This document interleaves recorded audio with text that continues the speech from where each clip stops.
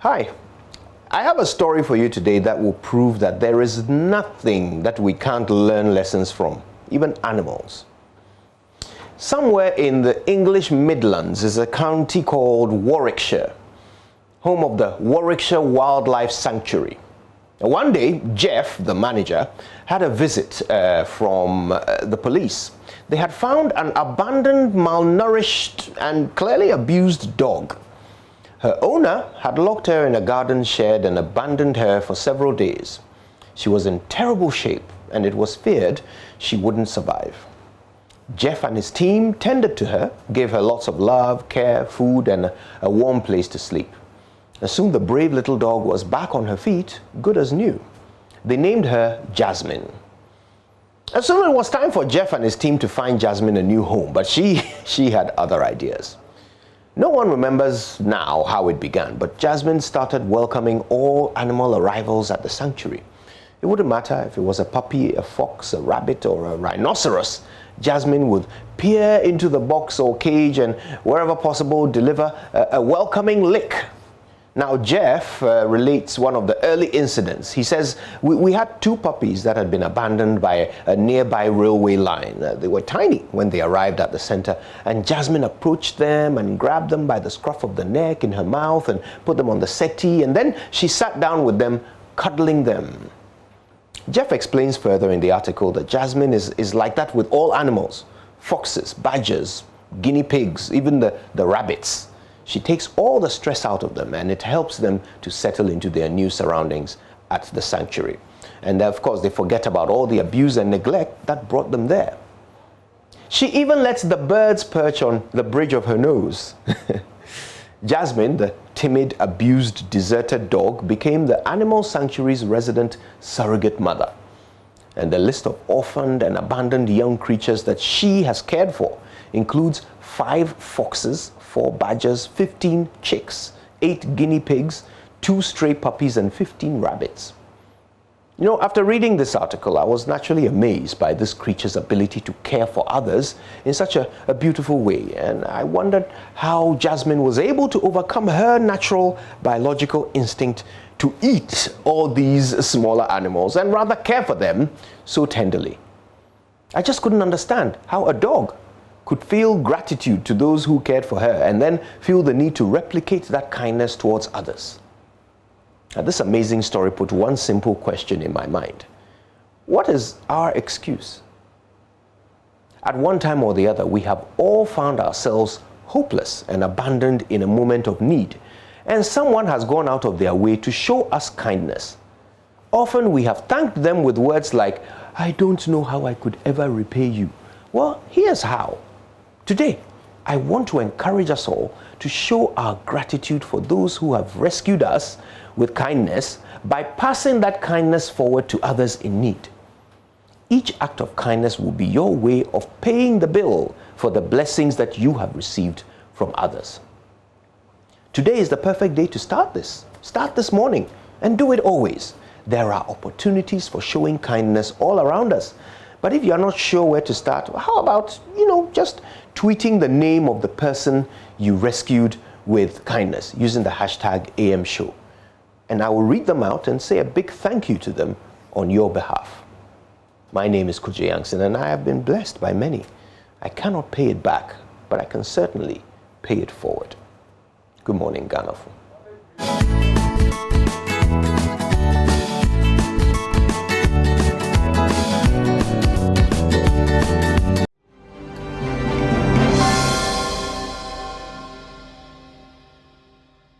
Hello, good morning and welcome to the AM News with me, Mapisa Siwili. Now, in our first story, the over 1,000 housing units at the Saglemi housing project, which were abandoned for more than 5 years now, will continue to lie fallow a while longer.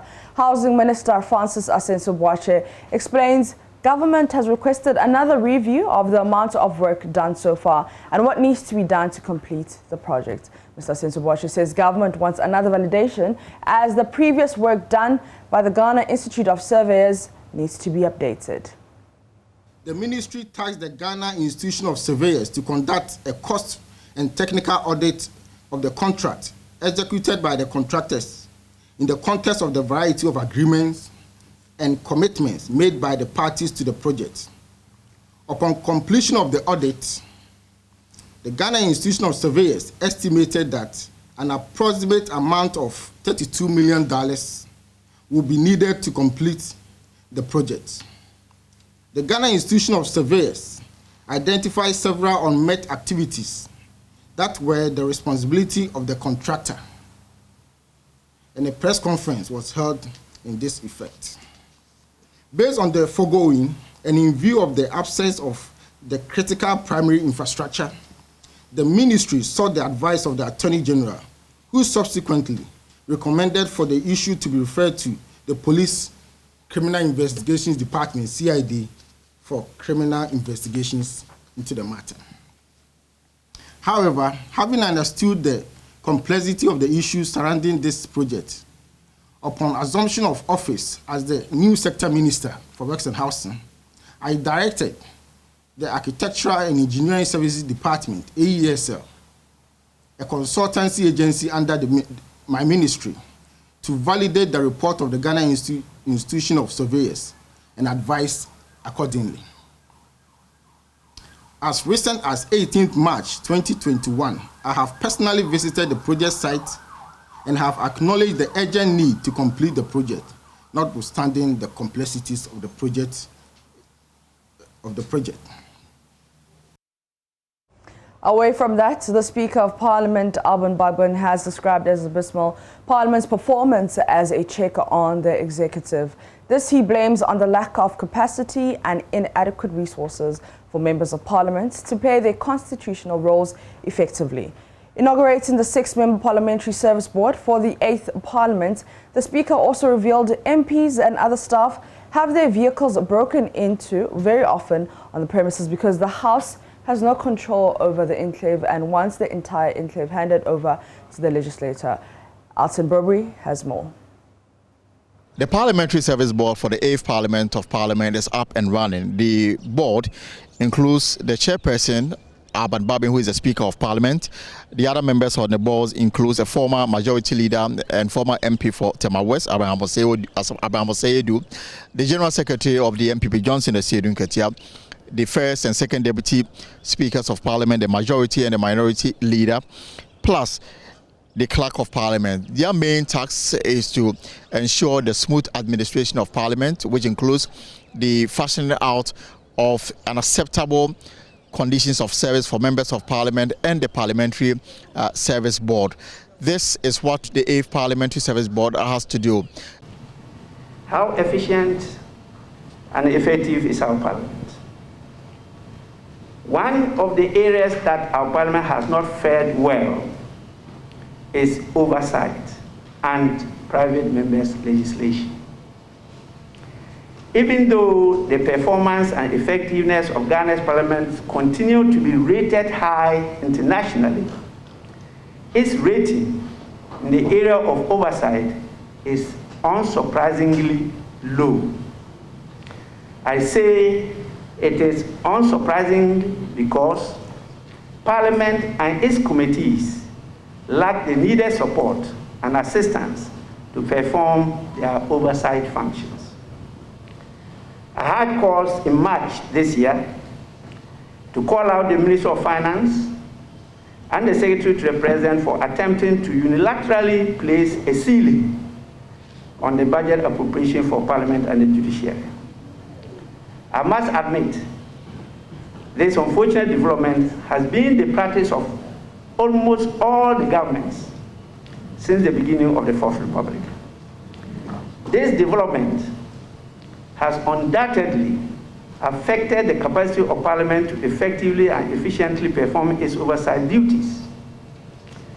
I admit that there has been some modest improvement in the appropriation for Parliament by successive governments, but it is still far inadequate to meet the optimal requirements of the House. The Electricity Company of Ghana has resumed its mass revenue mobilization exercise and the Volta and Oti regions. The exercise is aimed at ensuring that customers who owe the power distribution company pay their bills to maximize their profits. Speaking to JoyNews, the Volta Regional Public Relations Officer Benjamin Obing Entry advised clients who may not be able to settle their bills outright to engage the power distribution company on a payment plan. You see the reverend mobilization team from ECG visiting the premises of customers and institutions to show them the data that this is how much you owe us. We'll show you the docket that this is how much you owe us on it, and then we'll engage you to make payments. If you can't make payments in it instantly and then you want a payment plan, you can visit our office and then we'll schedule your debt for you. The company and then the customer or institution will agree to a payment plan whereby the customer is expected to be paying an amount of money every month in addition to his or her current bill. However, there are some customers who might want to delay in payment, either don't make payments or they wouldn't opt for the payment plan. So if you don't make any payment or you don't opt for a payment plan, then the company will have to disconnect supply to your residents. However, we don't take delight in disconnecting customers. You know, we sell power and then we collect revenue. So if we disconnect the customer, it means we're not going to get revenue. But the more the customer uses the power, the more we also get money. However, there are times that we disconnect some customers to prevent them from accumulating more debt. We humbly approach our customers not to wait for the ACG revenue mobilization team to visit their premises or institution before making any payment. You know, the regulation stipulates that once you receive your bill, within 14 days, you're supposed to pay your bill. You can visit the nearest CCG office to make payment or the revenue collection point or customer service center. Again, we are advising our customers to use or download the ACG Power app on Google Play Store or App Store to make payments to prevent fiscal congestion at our offices. Customers without smartphone can also dial the short code *226# to pay their bills. This will prevent them from coming to our office to pay bills, but they can pay their bills from the comfort of their homes. Again, we humbly approach our customers to desist from any illegal activity because the company will not hesitate to surcharge any corporates that will be apprehended during this period. The revenue mobilization team from ECG will be identified by their staff ID cards. So we urge our customers to check their ID cards before allowing them into their premises to detect imposters, because we know some people will try to take advantage of the situation to do some illegal acts. It's a city where many dual carriage roads truncate into single narrow lanes while commercial vehicles create loading stations on major roads, creating massive traffic holdups. That is Kumasi, the Ashanti regional capital, where traffic congestion threatens local productivity. Lava Frame's Erastus Asari Donko takes a look at how productive hours are spent in traffic. Vehicles moving at a snail pace. Frustrated drivers joining long vehicular traffic. Movement of vehicular traffic in Kumasi is determined by a number of factors. The place you're traveling to, the timing, whether it's the morning rush hour or the evening rush hour, the type of road, whether it's the dual lane leading into a single lane or vice versa. This is Abrepo, and this road leads all the way to Abrepo Junction, and it's always like this. Commuters can stay in this traffic for close to an hour, depending on the time and the behavior of vehicles on that particular stretch. Areas noted for tense vehicular traffic include the Santase Kokobin stretch, Atonsu Agogo Road, Tanoso Ebuakwa Road, Abrepo Junction, Tech Junction Alaga Junction Route, the Tafo Old Road, and the Kejetia Central Business District.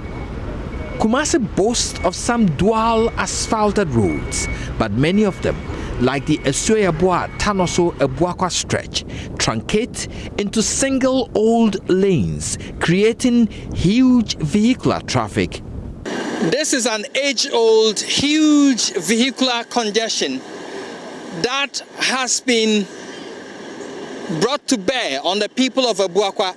This is Tanoso, And from this end, you can see the dual carriage road, which goes into a single lane all the way to Abuakwa, and that is what is creating huge vehicular traffic on this stretch. And people can be in traffic for more than an hour before they reach their destination. Spend a lot of time. For example, a journey that we could have done in 15 minutes, it takes 2-3 hours, and it's very, very bad. The traffic is very intense right from the other end. We don't even know whether this road will be completed anytime soon because the contractors have stopped working. It's very hectic. It's very hectic. We've been through this traffic for a very long time. It doesn't go. So we hope at least something can be done here. The Sofo Line Abrepo Junction stretch links the Swame roundabout, Abrepo and Bantama suburbs. This intersection feeding these routes is perhaps the cause of this huge vehicular traffic here. On a good day, it takes an average driver 20 minutes to drive through this 1 mile stretch. Vehicular traffic in Kumasi is dependent on time and place. The morning rush hour congestion is rampant in areas like Kokobin, Atonsu High School Junction and the Tech Junction Road.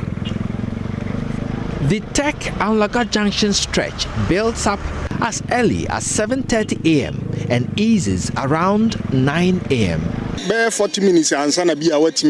can take close to an hour before you reach your destination. There is no notable cause for the traffic too. The rapidly developing Atonsu, Esreso, Sewa, Aputoja townships has increased vehicular movement along that stretch, creating congestion during the morning and evening rush hours. The Central Business District, Kejitia, is one place to avoid if you are a busy commuter.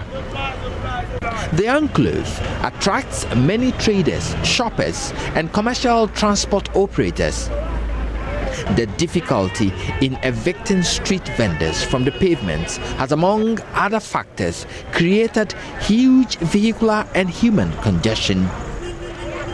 It takes hours, sometimes, to get out of the CBD on a busy day. This man waits in traffic with his truck full of bags of sachet water. Like his colleagues driving commercial vehicles, his From Kumasi to here in Accra, Amasaman, where commuters are on the Amasaman-Accra Road.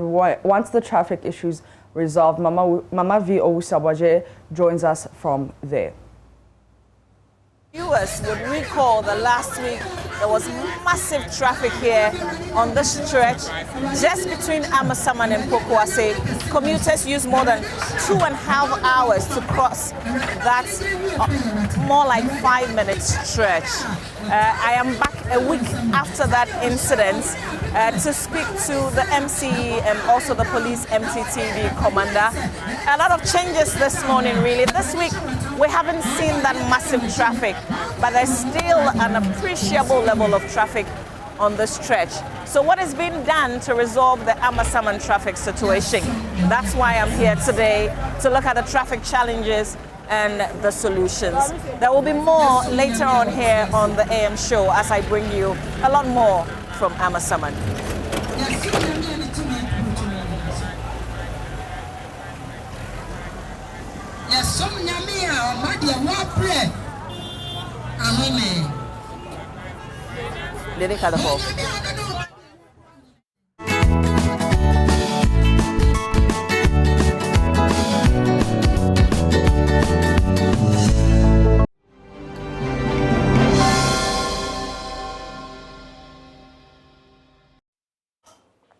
Well, thank you very much for joining us on the News Review belt of the show. And I'll be doing this, well, pretty much alone this morning. A bit of a lonely morning, but don't you worry, it's going to be exciting all the same. And so I'm going to look at the headlines and then, we shall dig into the contents fully. Let's start with the Daily Graphic. And it says additional $32 million dollars required to complete Saglemi housing project. And Francis Asenso-Boakye, I should say, the Minister of Works and Housing, has been speaking to the issues. Graphic Zoom Lion launched national sanitation campaign today. We can't take child beggars, social welfare explains. And in fact, it's a matter I've been speaking about, the number of children on our roads, main stretches right here in Accra, especially on some stretches when you're going at almost every traffic light, you see them. Imagine going through from Jubilee House is spared, but moving from there to the 37 Military Hospital, to the next traffic light around Maxmart, to the next one around Opebia, to the next one at around the police station at airport, all the way to, you could say even on the Abri stretch, you'll see them. So what are some of the issues? We'll be delving into them. That's it with the daily graphic. When you go to pages 20 and so there's a bit of a mix-up here, 20, 21. Okay, so page 17 says 2020 elections highly successful. That's according to the Electoral Commission. Do you agree with that line of thinking? Then on page 20, build buffers against economic crises. That's according to Seth Tekbe. And for those of you who may see crises spelled C-R-I-S-E-S and wonder whether it's a mistake, no. It's just like, it's the plural form, just like bases and bases. The Ghanaian Times newspaper this morning, 3 completed projects left to rot in Gomwa East District. I'll be telling you a bit more about that. NADMO TWMA demolish structures on waterways at Lashibi. And then 3 policemen, others in Sekwa killing, remanded. You've heard of that situation with the 3 police officers who, someone who was in their custody. I'll be telling you a bit more about that. The Daily Dispatch, some interesting headlines this morning. Richard Nyama on Sam Jonah's speech. He indicted all governments and himself. And Arthur Kennedy on Sam Jonah's speech as well. You can find that on page 11 of the paper. J. Kufuor, former president, to Sam Jonah, proved that we are in a culture of silence. You know, this is an interesting bit because if you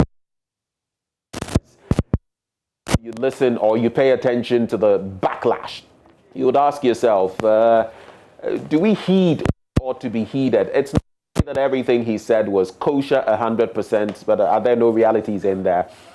Government will complete Saglemi project regardless of criminal investigations. That's according to the housing.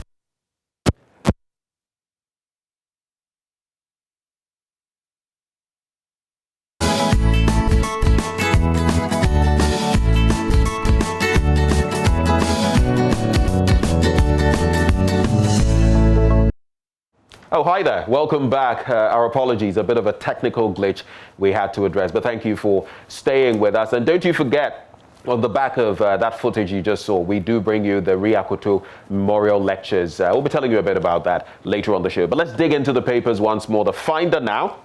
Kaswa bulk supply to ensure reliable power supply. If you find yourself in that enclave, what is the power situation? How do you react? We'll ease traffic on Kpone Stretch. That's according to the roads minister.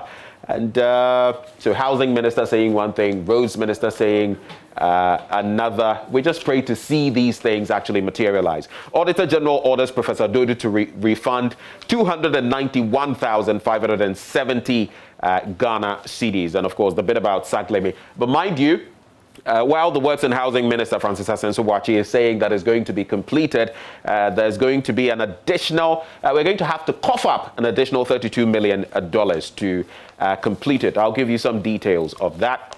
Similar stories in the Ghanaian Publisher newspaper, but the only standout one would be this by Nana Kobina Nketiah V, who says to Ghanaians, we are to blame for the destruction of our forest and water bodies. Daily Guide, killer cops, civilians caged. Agrada turns to Christ amid fraud charges. You know, there's something interesting in this country. So Ekuapem Polo has a bit of a taste of, being caged or having been given 90 days. All of a sudden, she comes out and is preaching against nudity. Now, Agrada whom some would call a fetish priestess in a way. She says she's now turned to Christ. Interesting times indeed in this country. Someone posted yesterday about the sort of Christianity we practice in this country. You'd realize that Christians are dominant in this country. Many of our leaders have been Christians. The question is, if we see the sort of rot we see in our country, and we are by and large Christians, what does that say of our Christianity? Food for thought. Food for thought. Kufuor slams Sam Jonas claims and JB's driver testifies in murder trial. The Daily Statesman now. First Lady calls for robust health systems to deal with future pandemics. We're dealing with Saglemi, and then Kufuor challenges Sam Jonah. There's more on that situation in the Custodian newspaper. But power project, $50 million power project to end low voltage in Kaswa. This bit about low volta, Custodian newspaper. I don't know what you mean, but I'm sure you mean low voltage. Let's move on now to the Accra Times. Small budget for Parliament affects its capacity, and that's the Right Honourable Speaker, Honourable Alban Sumana Kingsford Bagbin. Joshua Kamba schools confused cadre corps, and yesterday the UCF, that is the umbrella body when it comes to the cadres in the NDC, met at the party's headquarters, saying they are united and there's only one mechanism for securing accountability, and they'll wait for the party to actually deliver its verdict on the last election. Jinapo stamps his authority on fight against Galamsey. The final paper I'll take a look at is the Republic Press. Bagbin strikes again, says some parliamentary staff are paid for nothing. Kisia Jabing fit for SP job. Find out who's saying that. But of course, when I spoke to Adam Senanu yesterday, he differed. He felt that no, age isn't the problem, but he doesn't have the wherewithal when it comes to experience in fighting graft. And police grabbed 507 illegal immigrants in Bolga. So let's get into some of the papers and what they are saying this morning. I'll start from the end of the Daily Graphic newspaper. A social issue, a major one. We can't take child beggars. That's on the front page, is actually the banner headline. I'll just share my thoughts on that.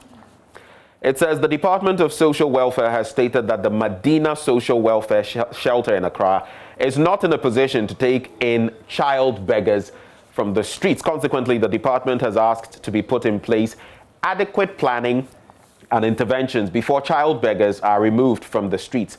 Already, the police have indicated their intention to embark on major exercises to rid the streets of child beggars. But speaking to the Daily Graphic in Accra, the director of the DSW, Mrs. Comfort Asari, said such a move for now would not be practical, would be counterproductive.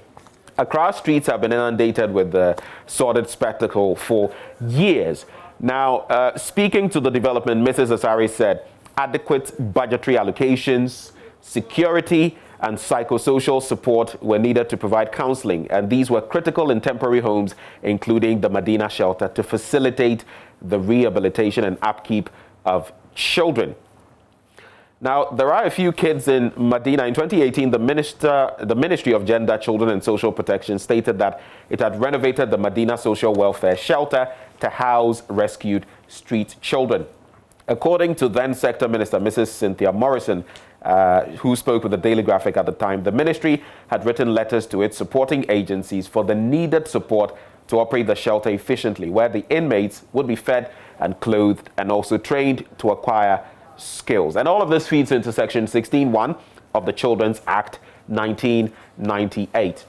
So like it or not, we like to talk about the fact that, oh, some of them are from Niger and Chad and from all these countries. But it's not a question. They are in our country. And as a country, we protect them. There are even laws governing foundlings. Okay? Children you find on the street without parents, whose parents cannot be found and all of that. The state is in charge of such children. So in this instance, all of these children on our streets, Child Rights International has been talking about them. They are not getting proper education, healthcare, questionable. And sometimes we have these elements and then we turn around and we are surprised when we see the other side of them. This is not to say, mind you, that all of them or even a lot of them end up being nefarious characters in society. But you leave them like that, all they know is to beg for money. When they grow up, they have no employable skills. Next thing you know, maybe they are turning into something that society does not want. And then whom do we blame? We sit down and watch the problem. And then when it escalates, we pretend we did not see the problem. Let's check out some more stories from the Daily Graphic newspaper. And European journalists killed after abduction. This is a story that is also captured in the Ghanaian Times. And it says, 2 Spanish journalists abducted near a nature reserve in eastern Burkina Faso have been killed, Prime Minister Pedro Sanchez said. Local security sources say an Irish national was also killed, though this has not been officially confirmed. The Europeans were part of an anti-poaching patrol that was ambushed by gunmen near Pama Reserve last Monday. A local soldier was also abducted. No group said it had carried out the attack. A very sad development there. And we've lost some of our European brothers. They were actually trying to help the drive, anti-poaching drive, but that's the sad situation there. More international news on the Daily Graphic. And pro-civilian rule protests in Chad turn deadly. At least 2 people were killed and 27 injured in Chad only yesterday as demonstrators took to the streets demanding a return to civilian rule after the military took control following President Idriss Déby's death last week. A woman died yesterday when anti-military protesters attacked a bus in N'Djamena, while a man was killed during demonstrations in the south of the country, prosecutors said. So it's turned deadly, basically, in Chad. Following the death of Déby, you know, his son, who is also a military general, was put in place rather than having the Speaker of Parliament step in. And now it's escalated. The people say they are fed up with military rule and they want to return to civilian rule. 1 or 2 more stories from the paper and then we shall move on to other newspapers. So let's do this one. 2 stories that I want to get into. And the paging, the numbering of the pages, the positioning, a bit worrying today. So you have to do some back and forth in the Daily Graphic. This one on page 17 says 2020 elections highly successful. And I throw it back to you. What do you think? The Electoral Commission has described the 2020 presidential and parliamentary elections as the most successful, well-coordinated, efficient and seamless election organized in the history of Ghana. Yeah, let that sink in. What do you think? It noted that the many systems deployed before, during and after the elections enabled the Commission to deliver successful elections compared to previous ones. But of course, the NDC disagreed. A deputy campaign manager for the NDC in the 2020 election, Dr. Alex Segbefia, challenged the EC's assertion of delivering free and fair elections. He said a number of issues were poorly handled by the EC, citing the failure to account for ballots, disenfranchisement of the people of Central Kofi, Akpafu, Likpe, and Lolobi, Sal, if you like, on the eve of the election, the use of state security to intimidate voters as some of the negative elements. Others who at the event also spoke about the deaths that we recorded in that election. So it's up to us to weigh the pros and the cons and find out what exactly our assessment is as a people with regard to the election. How about, you know, it would be interesting if we had a national poll to find out whether people think the election was as successful as the EC says it is, or maybe even more successful. It would be interesting to know what people think on that matter. But if you live in Kasua, this one is for you. The Minister of Energy, Dr. Matthew Opoku-Prempeh, has inspected work on the bulk power supply point substation currently being constructed at Kasua in the central region to improve power supply in and around the town. 60% of construction work has so far been done on the $50 million gas-insulated switchgear substation. So looks like positive outcomes when it comes to power supply. The Ghanaian Times now, and 3 completed projects left to rot in Gomwa East District. That's on page 16. I'll take a quick look at that and deal with the police story on page 3 as well. So 3 completed projects constructed over 10 years ago, meant to improve the lives of the fast-growing coastal fishing Gomwa Nyanyano community in the Gomwa East district of the Central Region, have become white elephants and are deteriorating. The community projects are Nyanyano, a cold storage facility meant to help the fisher folk preserve their catches for the market, the small water system for the supply of potable water to the community, and the information communications center. The computers and the accessories stocked in ICT established. It goes on and on. But on a visit to the community last Monday, the Ghanaian Times found that the projects had been abandoned over years and left to go waste in the community as the buildings are overgrown with weeds and the surroundings unkempt. You know, I think about our country all the time, and sometimes I wonder whether, I struggle to say this, but whether we are all right upstairs sometimes. I know some people may be upset with what I am saying, but why do we do what we do? It's such a vicious cycle of underdevelopment. Even when we start projects, we don't finish them. You leave them, they are not completed.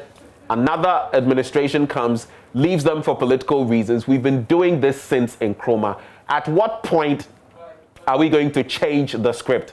We want to flip the script, we want to be developed, we want our economy to be buoyant, and yet we keep repeating the same old mistakes. Is it Henry Ford who says, if you keep doing the same things you've always done, you'll keep getting the same results you've always got? I think that's it, simpliciter, right? I think there's a problem, serious problem in our thinking in this country, but I don't want to go on. I know some feathers are ruffled already, but hey, we say it as it is.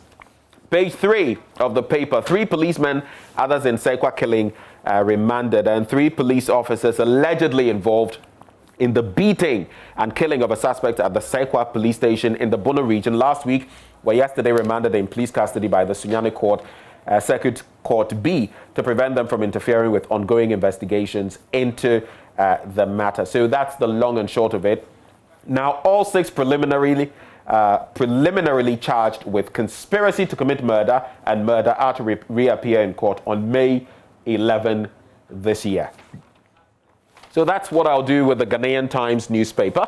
Which one do we do next? How do we talk about the Sam Jonah situation? That's one that is of interest. And on page 11, a number of people talking about that. So Sir Sam Jonah is trending. Last week, before a Rotary Club audience, the former Anglo Gold boss gave voice to what most Ghanaians have been thinking for some time. So let's assess whether that is what all of us have been thinking.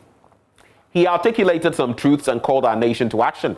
He said, our constitution lacks the needed separation of powers needed for balance between the branches. And today, as we do Riya Akuto, we'll be talking about the constitution as well on the end of human rights.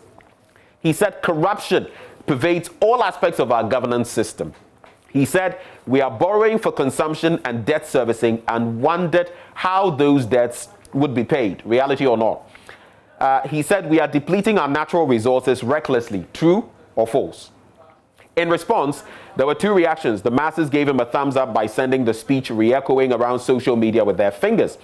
The Praetorian punditocracy attempted to rebut and to nitpick and to attack the messenger to no avail. And this, by the way, is by this piece I'm reading is by Dr. Arthur Kobina Kennedy. You know him. So I don't need to expatiate on that.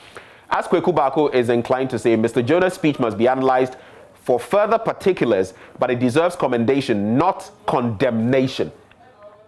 The tone was respectful, the substance was important, and the style was straightforward, and the failings are bipartisan. First, he recommends constitutional reform. Second, he called for steps to put Ghanaians at the commanding heights of our economy. Third, he advocated for industrialization. Finally, he desires educational reforms. I don't know, are you against these things that he says? Do you feel it is the reality he reflected in that speech he gave? I think the verdict is out there. Maybe this might not be a court of law to address it, but the court of public opinion. But in a sharp rebuttal, we have the gentle giant, former President Kufuor also reacts, and he says, prove why you say we are in a culture of silence. Now, former President John Agyekum Kufuor has reacted to Sam Jonah's piece, and he says So for a man like Sam to speak the way you are citing him or quoting him, it suggests perhaps he got some evidence, but at least he's spoken. They say freedom is not handed on a silver platter. Sometimes you fight for it, and this is part of the uses of the media we are talking about, to dare to speak up to uphold public interest. That is what he said. He added, Sam, a very responsible member within the community, to say that should not be treated casually. He must have something he is advocating, and it is not for me to dispute him. I'm just saying, when you allege, you must prove it. And so that is the former president's point, basically, that he wants to make. If you allege, you must prove it. Let's do this final one right before we go on My Joy Online. Saglemi housing cost rises to 229 million. That story is on page 2 of the Finder newspaper. So we're going to have to cough up an additional $32 million to complete the controversy-ridden Saglemi housing project. This will bring the total cost of the project to $229 million for 1,502 housing units. This means each housing unit will cost some $152,689.3 for a project dubbed as affordable housing. I think that's the crux of the matter. Now, 5,000 units were approved by Parliament. The original output target of the project was 5,000 units at a total cost of $200 million as stipulated. So we have to ask ourselves as well whether we are getting value for money and where the problems were. If there were problems in terms of the contract, in terms of the funding, where are the heads that are to roll? And even as we justify whatever may have happened, do we leave it in the meantime to rot? So a basket of issues to contemplate. But let's take a quick look at myjoyonline.com. The returned bride, FDA sacks embattled Cynthia Dapa in tow for misconduct. That is in there. And some more stories we're going to be looking at. This one, actually, the next one says, power fluctuation will support, let me just get that one. Power fluctuation will soon be over. That's according to the Energy Minister. There's no age limit for special prosecutor role. Gary Nimakoto Inusa Fusaini. 3 police officers, others involved in death and secret burial of farmer at Sekwa, charged, remanded as well. But others also saying that Kisia Jabing is too young. Let's wrap up on this point.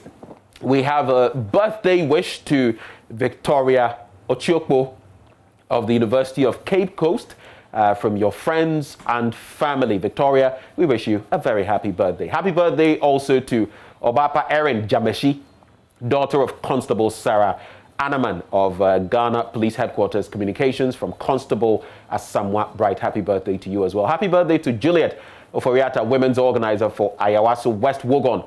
Wishing you God's blessings, long life and prosperity from Frima and all your children. Well, it's on that celebratory note that we wrap up the news review this morning. Coming your way next is sports. Do stay.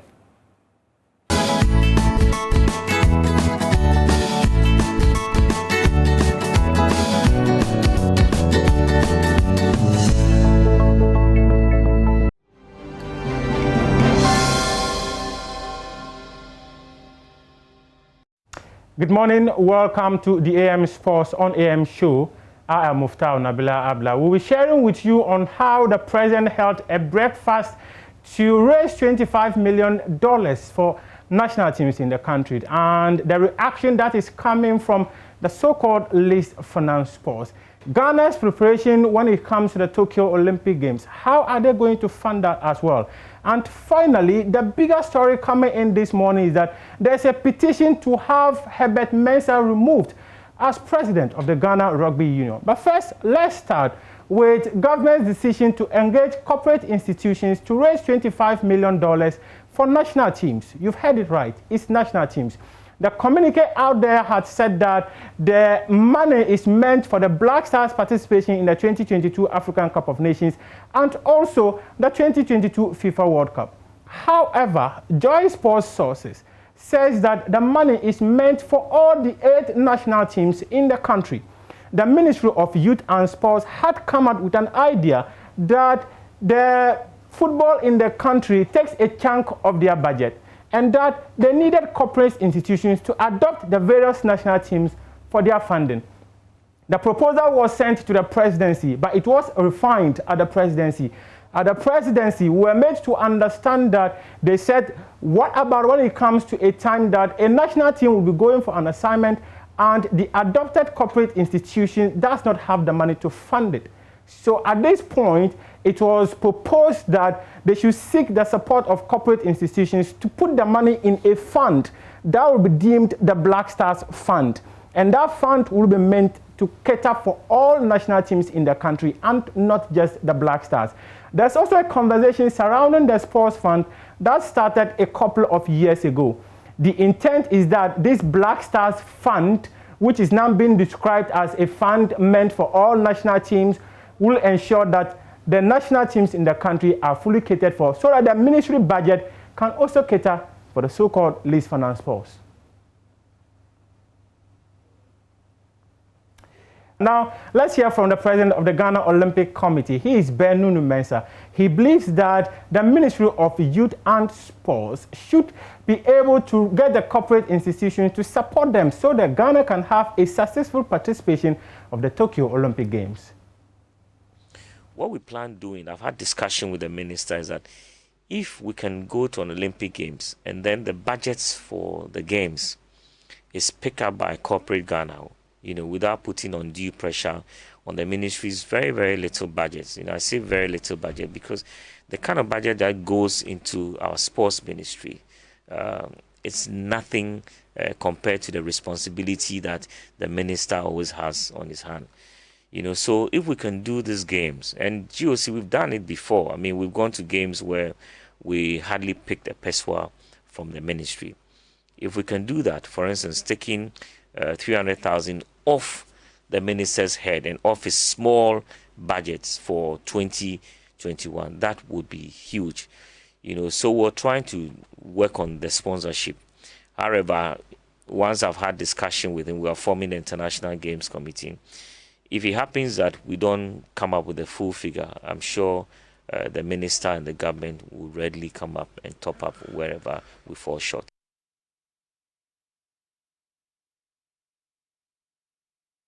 And the Ministry of Youth and Sports is currently putting together a committee that will ensure that Ghana have a successful participation in the Olympic Games. Now, let's do rugby, because the president of the Ghana Rugby Football Union is Herbert Mensah. There's a petition from the Players Union of Ghana Rugby asking that the board should force Herbert Mensah to resign. They say that he's been engaged in dictatorship and also accused him as being one who is also engaged in conflict of interest because he has set up a team forcing members or players from other teams to play for his club, or else they will be removed from the Ghana Rugby. They've also accused him of being someone who does not have the interest of Ghana Rugby at heart. The document, as you can see right behind me, is the Ghana Rugby Players Association, and this was what they sent to the board. It was written on April 23. There was a meeting yesterday, and we are made to understand that Herbert Mensah has verbally agreed to step down because the board has decided to freeze all the assets of the Ghana Rugby Union. As you can see, they say unilateralism, and they said the president has single-handedly fought and expelled 6 local coaches who together have more than 40 years of coaching experience. The other one they say is the decline of the local league. They claim the Ghana Rugby Union local league, which was hitherto exciting and full of passion in the past, has been on the decline for a number of years. The president, who has established a club himself, scoops up all the best players to play for his club. This he achieves by inducing other club players with cash and in most cases through intimidation and trust.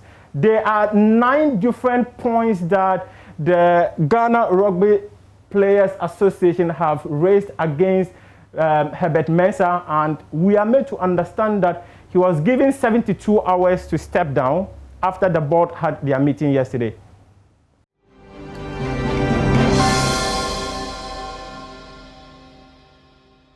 But let's do this. We move on to our very next conversation, and it has to do with myriad matters that are taking place. We have some parliamentarians joining us for this discussion. Member of Parliament for Tamale Central, Murtala Muhammad, joins us. He is also a member of the Public Accounts Committee, Trade, Industry and Tourism Committee.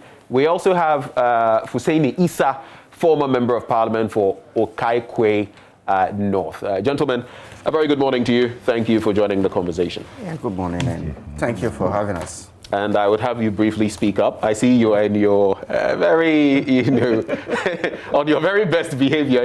You're sounding all way this morning. I just want you to speak up. But I'll take you on, Honorable Murtala. You started with some patois right before we came on air, and I'm not alleging. He says that in Ghana, maybe it's only Stoneboy and Black Rasta. Oh, there are several people. You depend, huh? You depend. Me depend. I mean, patois lingua and my lingua for all black people. Right. What did he just say? He said patois lingua is patois is his language, so to speak. Black people, for real. right. I'm So, a Rasta, so give us a little skit in patois just to kick off. Doesn't mean that you don't have to be dread to be Rasta. Dreadlocks, Rastaness, Diapang Mizagawadan. Me not got a dreadlocks. Me not take a hula hem. Me not take a wisdom with Buddha man a Rasta. So all the black people, them a Rasta. You understand? Right. He's saying that you don't need locks to be Rasta. He doesn't smoke weed. He doesn't do other things, but he is Rasta. Real. Rastaness Diapang Mizagawadan. Right. You understand? So at least you should give me my props because me too, Charlie, and above the things small. So, hey, okay, so Murtala Muhammad there, member of Parliament for Tamale Central. To tell you the truth, I mean, patois was not a language in existence. Several Africans were taken from Africa, several parts of Africa, to the diaspora, to the Americas, to the United Kingdoms, and some lately to France. They belong to different ethnic groups, they spoke different languages. So when they sent to the diaspora, they were ripped off of their original language. The only language that was introduced to them was English. And the English language was not the language of their mother tongue. So they were forced to communicate with each other. Right. Imagine a Frafra man or a Dagomba man with an Asante man, or let's even say with a Bambara from somewhere, or a Fulani from Guinea, sent to America. They didn't understand each other's language. So English was introduced. So there was a means to have their own way of communicating. It became a lingua franca, a sort of Creole they attempted to too. destroy the English language to form a language. Right. So where do you say me, they will say I. That's why they say I and I. Where do you say what is happening? Why are going? Or what are going? Where are you going? Where are you going? So you realize that they don't say down, press, up, press. So you need, there's a book called IRIC. So you don't necessarily need to wear dreadlocks or to smoke Indian hemp or to be this. Once you are Pan-Africanist, you must make the effort to learn the language. There are two different kinds of patois. You got a Babylon Mandem patois, and you got a rude Mandem patois. Okay. So the Babylon, so a very quick one as we wrap up on this. Babylon patois and then rude man patois. Which are the rude Mandem patois lingua, you understand? Okay. For real. Okay. So we're getting patois lessons as part of our discussion this morning. This is going to be interesting. This is going to be very interesting. So, let him do for you, what do you speak? Yoga. All right, gentlemen. So thank you once more for joining the conversation. This wasn't tabled. I mean, it wasn't planned what we're going to start with. But because of the discussion we're having right before going on air, I'm going to put this to you. There's that situation about a student at Wesley Girls High School who supposedly, allegedly, has been prevented from fasting. And we were talking about the situation. What is your take on the matter? I'll start with you. Thank you and good morning to your viewers. And then good morning to the good people of Okaikwe North. It's a very quite dicey situation. I didn't get to know of it till I got inside here this morning. But I think that institutions and schools have found a way to work around this whole thing. When you have students, especially in the month of Ramadan, which is a holy month which Muslims hold very, very dear. And it's so crucial to our very practice of our very religion. Schools have found ways around it. And so for me to hear that a school is preventing a student from fasting, I think it's way beyond it's not anything I could agree. I was in a Christian school for 7 years, and we always found ways to work around it that suited the school and suited us also Muslim students, and it never came up for with any sort of acrimony or anything. So I think that this matter should be addressed, and it should be addressed quite swiftly. The question is the how. The question is the how it ought to be addressed. There have been allegations that supposedly sometimes Muslims are not allowed to, practice fully in the school. But of course, these are, mind you, allegations. And we also need to know exactly what the headmistress has been saying on some of these matters. But as it stands now, from what we know, I just hope that they remain allegations, because it's not. I don't think it's calling upon the school to commit any extra resources to facilitate them fasting. No, what we did whilst I was in boarding school in Presec was that even the pantry or the matron, we had some arrangements so that our food was made, and that's all it takes. It doesn't take a lot for you to allow the students. They will partake in school activities as normal. So I am really finding it difficult to accept the situation going on in a very prestigious school like Wesley Girls. I think that the matter should be dealt with and done with quite swiftly. We shouldn't allow some of these things to cause issues in our national life like if this turns out to be true, we had Achimota in a dreadlock situation. That has been quashed. The court is dealing with that. You see, the situation in Achimota had nothing to do with religion. It had nothing to do. No, I just brought that up because that's another prominent school that has been in the yes, but I just want to make the point that it has nothing to do with religion. Point well made. But here we are with another big school in the news, and this time it's about religion. Your take. And if it turns out to be true, what do we do? Well, let me say good morning to your cherished viewers. Of course, yourself and my brother, and of course the good people of Tamale Central, and use this opportunity to wish all Muslims Ramadan Kareem. We are in the month of Ramadan. We are virtually getting to the end of that month. It is not an allegation. This is a fact. And your it's not an allegation. It's not an allegation. You say it's a fact. It's a fact, yes. Your station carried the story. The extent to which the parent drove to the school, and I guess that the journalist interviewed him and interviewed the student. I think this intolerance must stop. This is a secular state, and we are dealing with a public institution. Of course, the genesis of that institution was not a public, it was a Christian missionary school, which is now a public institution. I had the privileged opportunity to have taught at least 1 year at Ghana Lebanon Islamic Secondary School, and I remember vividly that we used to have Fridays, Islamic preachings. At a point, the head of the institution was, I guess, an Algerian at that time. They wanted to insist that those who were non-Muslims should also participate. And I stood against that, and I challenged that decision that they didn't need to force Christians to participate in that. And they had to listen, because you can't force anybody. Has that changed since you left? Yes, it has. In fact, actually, it has changed. When I insisted, they had to call. And there were other tutors in the school who supported the position I took. So I have a history of fighting against that. Why? In Islam, fasting is one of the most important pillars of Islam. There are categories of people who are supposed to fast, and it's compulsory that if you are not, in fact, those who are exempted from fasting is a woman who is pregnant, and if she fasts, it will affect the baby, because you need to diet well and eat very well. A nursing mother, if you know that fasting can affect the production of milk, a very old person who fasting can affect his or her life, and someone who is terminally ill.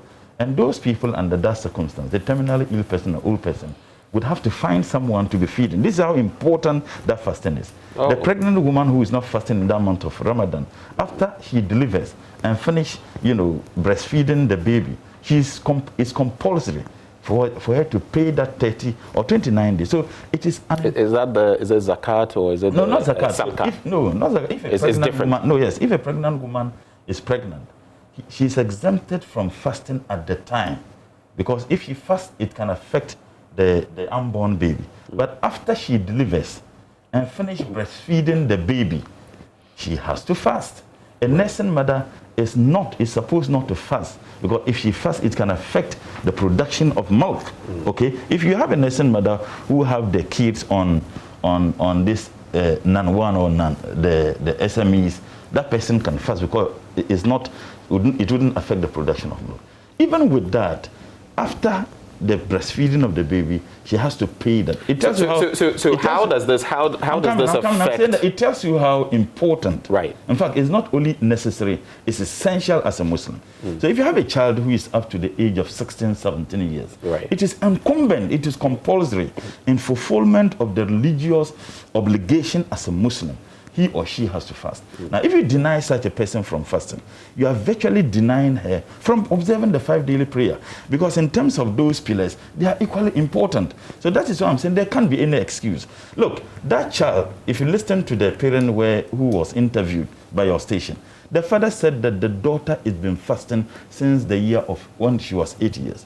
So why would they prevent the girl from? And if you observe the interview, the girl, she was actually crying that she's been denied of practicing this. I think that the headmistress of that institution should be brought to order. This intolerant level must not be accepted. Look, this country has been very peaceful. Most of us attended mission schools. And I remember when I was attending Methodist, we went to read the hymn. We were not forced to go to the church, but we loved and enjoyed going to the church to read the hymn. When I went to teacher training college, we did all those things, even in the secondary school. People must not be denied those opportunities. And in an attempt to justify that unacceptable behavior by the headmistress and the management of the school, they said it is not only Muslims, even Christians we have been treated that they shouldn't. Christians are not, the fasting is not compulsory. You can do it as a religious obligation.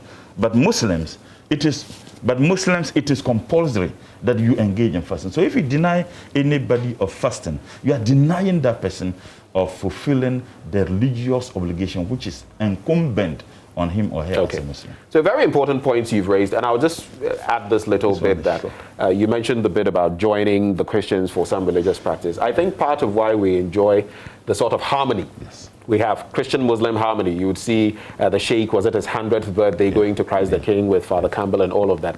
It's partly because of some of these things. And so when we commingle or intermingle like that, then the barriers, whatever they are, fall. And then you realize that we are one people. I think that's something that we ought to especially the boarding school system, where they didn't. And I guess all of us were there. I was in Bishop Herman. You see.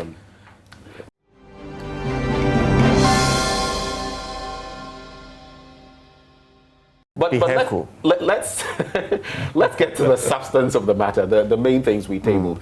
There is that 9-member committee that has been put together in Parliament to get into the issue of the collapse and the revocation of licenses of UT Bank and Unibank. It's raised a lot of fire in Parliament. Some said, no, we don't need to go this way. It's already being taken care of in court. Others said, well, we must still look at it.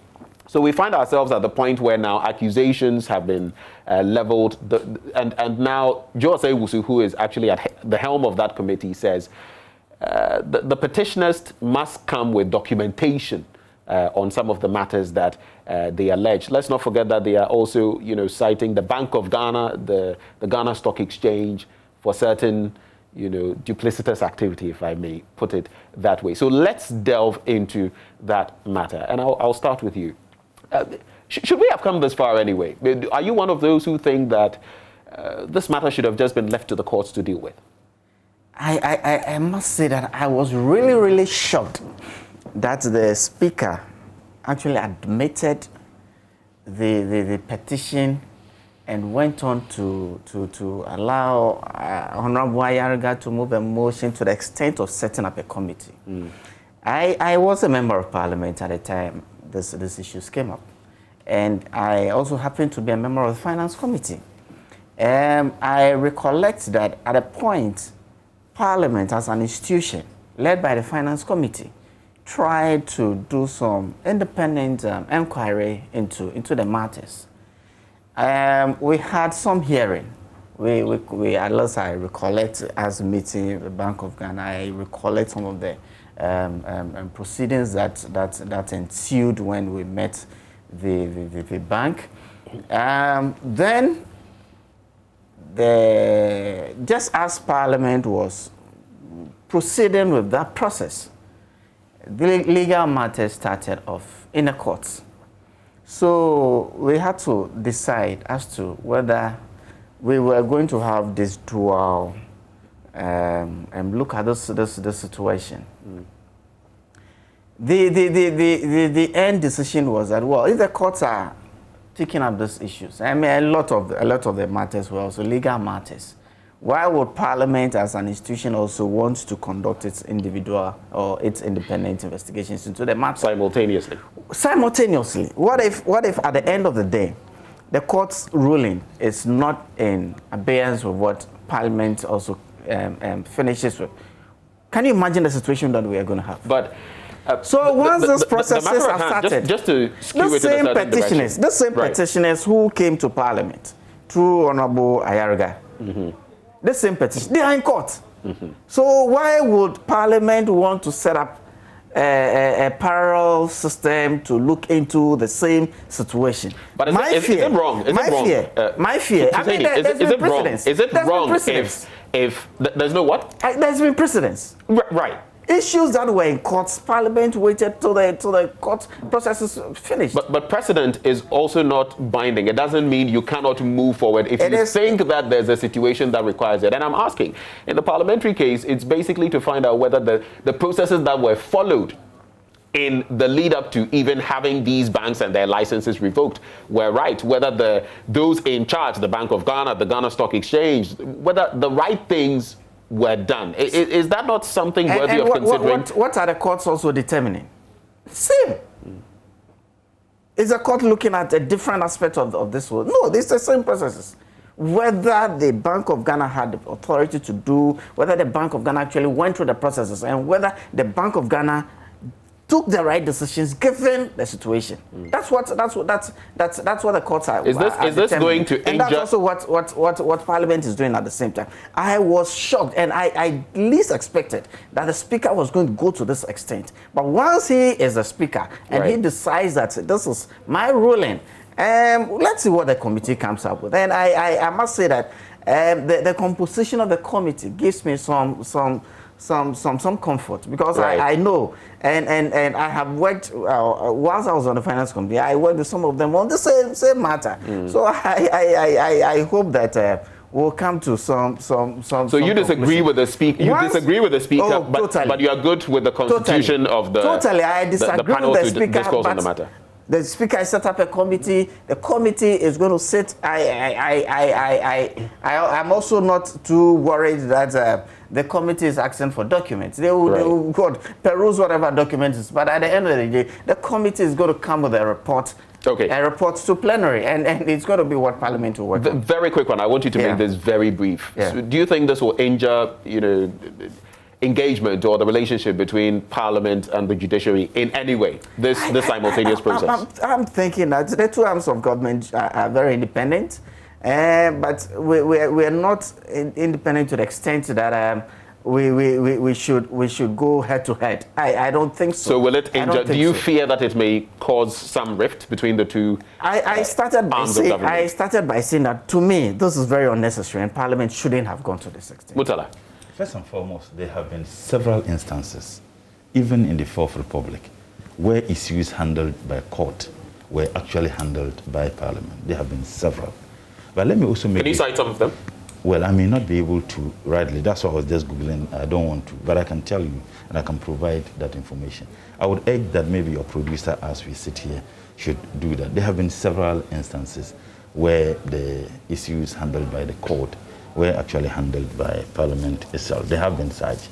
And in any case... So when you say were actually handled by Parliament, just for the sake of clarity, was it simultaneous, or was it that Parliament initiated something, the courts... Simultaneous. In any case, if there is an issue which has been determined by the court, then the same logic would suggest that then Parliament doesn't need to go into it.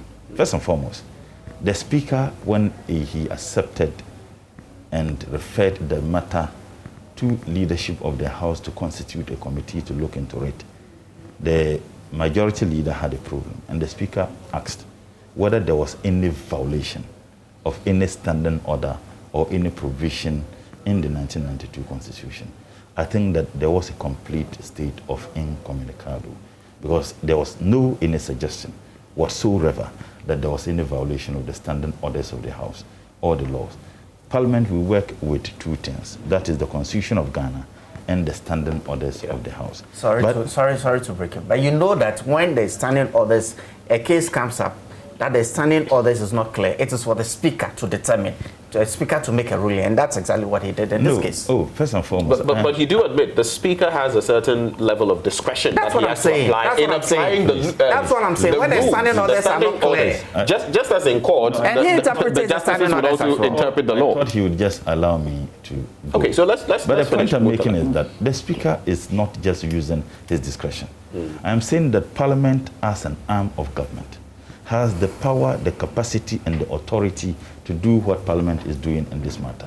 And in fact, let's get something very clear. When you talk about democracy, the most important ingredient in democracy is not even the judiciary, it's not even the executive, it's the legislative arm. You cannot have a democracy without the legislature, but you can have a government without the legislature. Even under military dictatorship, the executive exists, the judiciary exists. In fact, whenever there is a military coup, the first arm that the military junta would attack for the purposes of achieving what they have done is the legislature, not the judiciary. So let's get very clear. And if you get to the explanation of John Locke, Montesquieu, in fact, John Locke even went further to say that the judiciary is not even important when you are talking about democracy. So let's get this very, very clearly. Today. But it's good to have them. And at least we have a three-tier system with all of them. The argument that is being made, as if whatever the judiciary is handling, legislative arm cannot do that in a democracy. That is why I'm making the point. What is more significant in any democracy is not even the judiciary. So let's move beyond that. We've got to the point where we have the let me just finish. I am saying that all in debunking the argument he has made and the argument that I have heard several so-called experts made. And the hypocrisy in this case. Yes. You see, an expert is supposed to be fair, honest, and sincere. When an expert moves away from sincerity and honesty, I would describe him or her as a so-called expert. You see, in this country... But that would be the person's opinion, right? No, but I would describe them... Why? It is not just about opinion. I would have an opinion on a matter which is not settled. Okay. But I'm saying that the independence of the legislative arm under any circumstance cannot be compromised by whatever they do. And in any case, you see, in this country, I made a point. You remember when we had the invasion of Parliament by the military, instigated by members of the executive. I said that people didn't say anything. The judiciary even didn't see the need. The Ghana Bar Association didn't see the need to condemn that. And I liken it to just imagine the Supreme Court that was going, and then you had people who invaded the Supreme Court. It was an attack of the judiciary, or that would have been described as an attack. You state the executive, the legislative arm. It's a fine line, isn't it? When you say it was a directive by the executive, you know what that means? Because we never really got to the bottom of who exactly. Because we were not interested. Because we were not interested in wanting to find out. The military and the police worked under a minister. I understand that. And the military and the police could not have done that.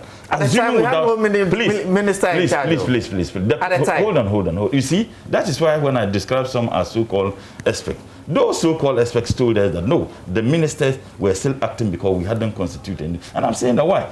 If it wasn't so, why is it that we are not being told no investigation is done through, even though several calls have been made for proper investigation to be conducted to ascertain. Why is Parliament not doing that? Parliament has made those calls, several calls. Why is the Speaker not doing that? It is not the capacity of Parliament to do that. You cannot constitute a team to investigate a matter that involves you. Get that very clearly. So what I'm simply saying is that what the legislature is doing, there is absolutely nothing wrong with that. I would accept this narrative. If someone tells me constituting the committee to investigate the matter is a violation of the Constitution of Ghana, it's a violation of standard practice, it's a violation of the Constitution of Parliament, in this case, the standing orders.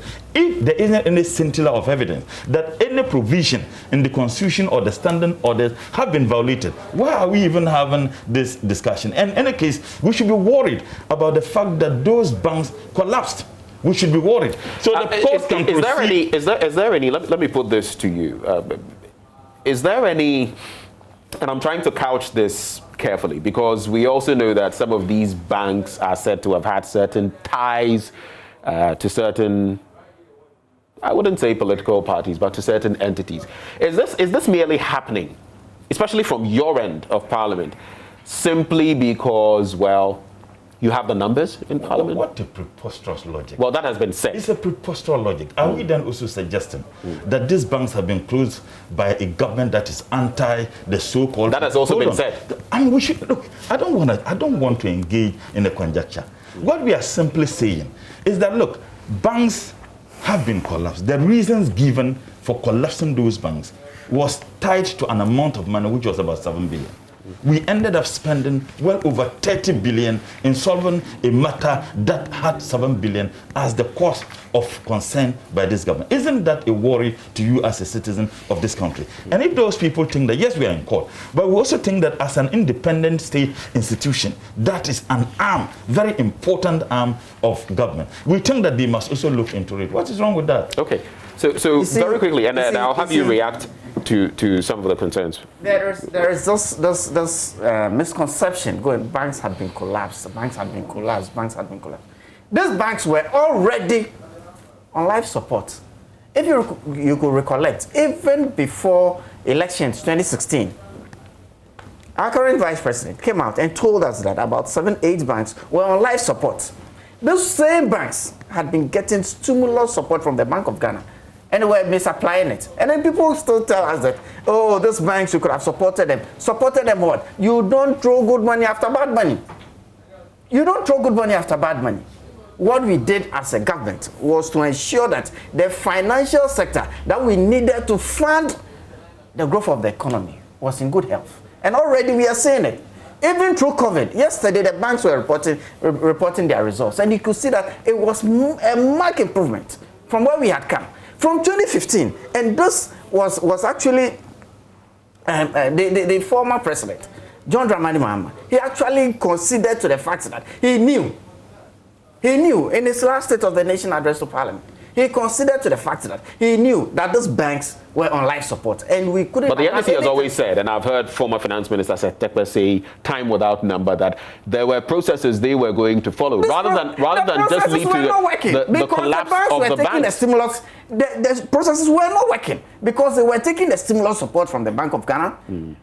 They were taking the stimulus, and they were still misapplying the stimulus. So where we've ended with the sort of debt we are saddled with, like Murtala mentioned, with many jobs lost and all of that. Many jobs lost. Is that preferable to where we could have been? A lot more jobs were saved.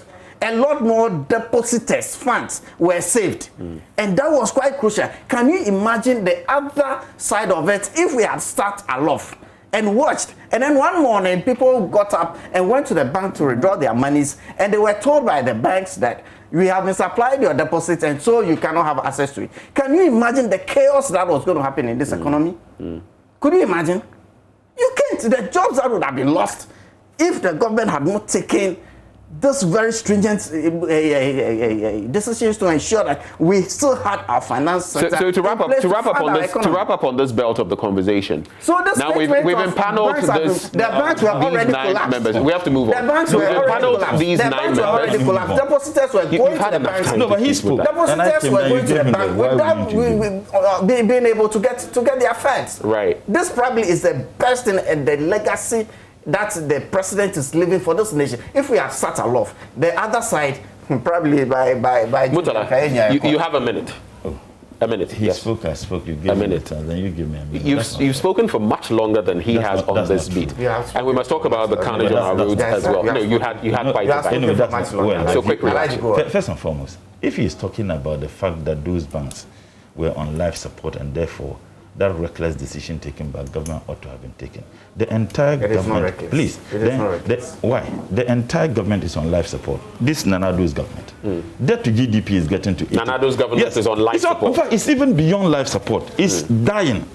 Debt to GDP is about getting to 80%. Then you tell me. So listen, in this, I listen to him. The monies we left, you messed them up. The debt, $9 billion. Yes. Monies you left. Yes. Stabilization fund. Will you tell him? Will you tell him? I am speaking to facts. I'm not speaking to emotions here. Okay, so please. We let stabilization funds, money there, 270 million. 200. Let's get back Don't to even the go there. You mess up this economy without any. What I'm simply saying is that this same government is beyond life support. It's collapsing. Nothing is working in this country. People don't even have water to drink. Go to Tema. They are drinking water from gutters. You saw the videos. You have carried them in your news items. In this country, we have security is at its lowest ebb. No, I'm just telling you the life support you are talking, the justification. In every business, and I mean, it's surprising, he's a business student. I am not a business student. In every business, you have ups and downs. The fact that you have ups and downs doesn't mean that you cannot get to the ups. You can get to the ups when you have a government that has a vision, strategically can support that. As we see today, there are still businesses that are on life support. Must the government take the same decision? It doesn't make sense economically. Okay. Then you have a government that says that we are saving, please. People have lost their lives. Education of kids have been truncated because of the reckless decision by this government. People have become widows. Women have become widows because their husbands died as a result of a reckless decision. You sit here and you think that you sit here and you think that number one, why not saving the deposit? Why is the man working? We can't have all of these. We can't have all of these conversations within this conversation. So okay, gentlemen. Creation of your government. Let's hold our horses, please. Please. Please. It was a creation of your government. Thank you very much. So we're moving on. We can't discourse on all of these matters in this single session. Unfortunately, no.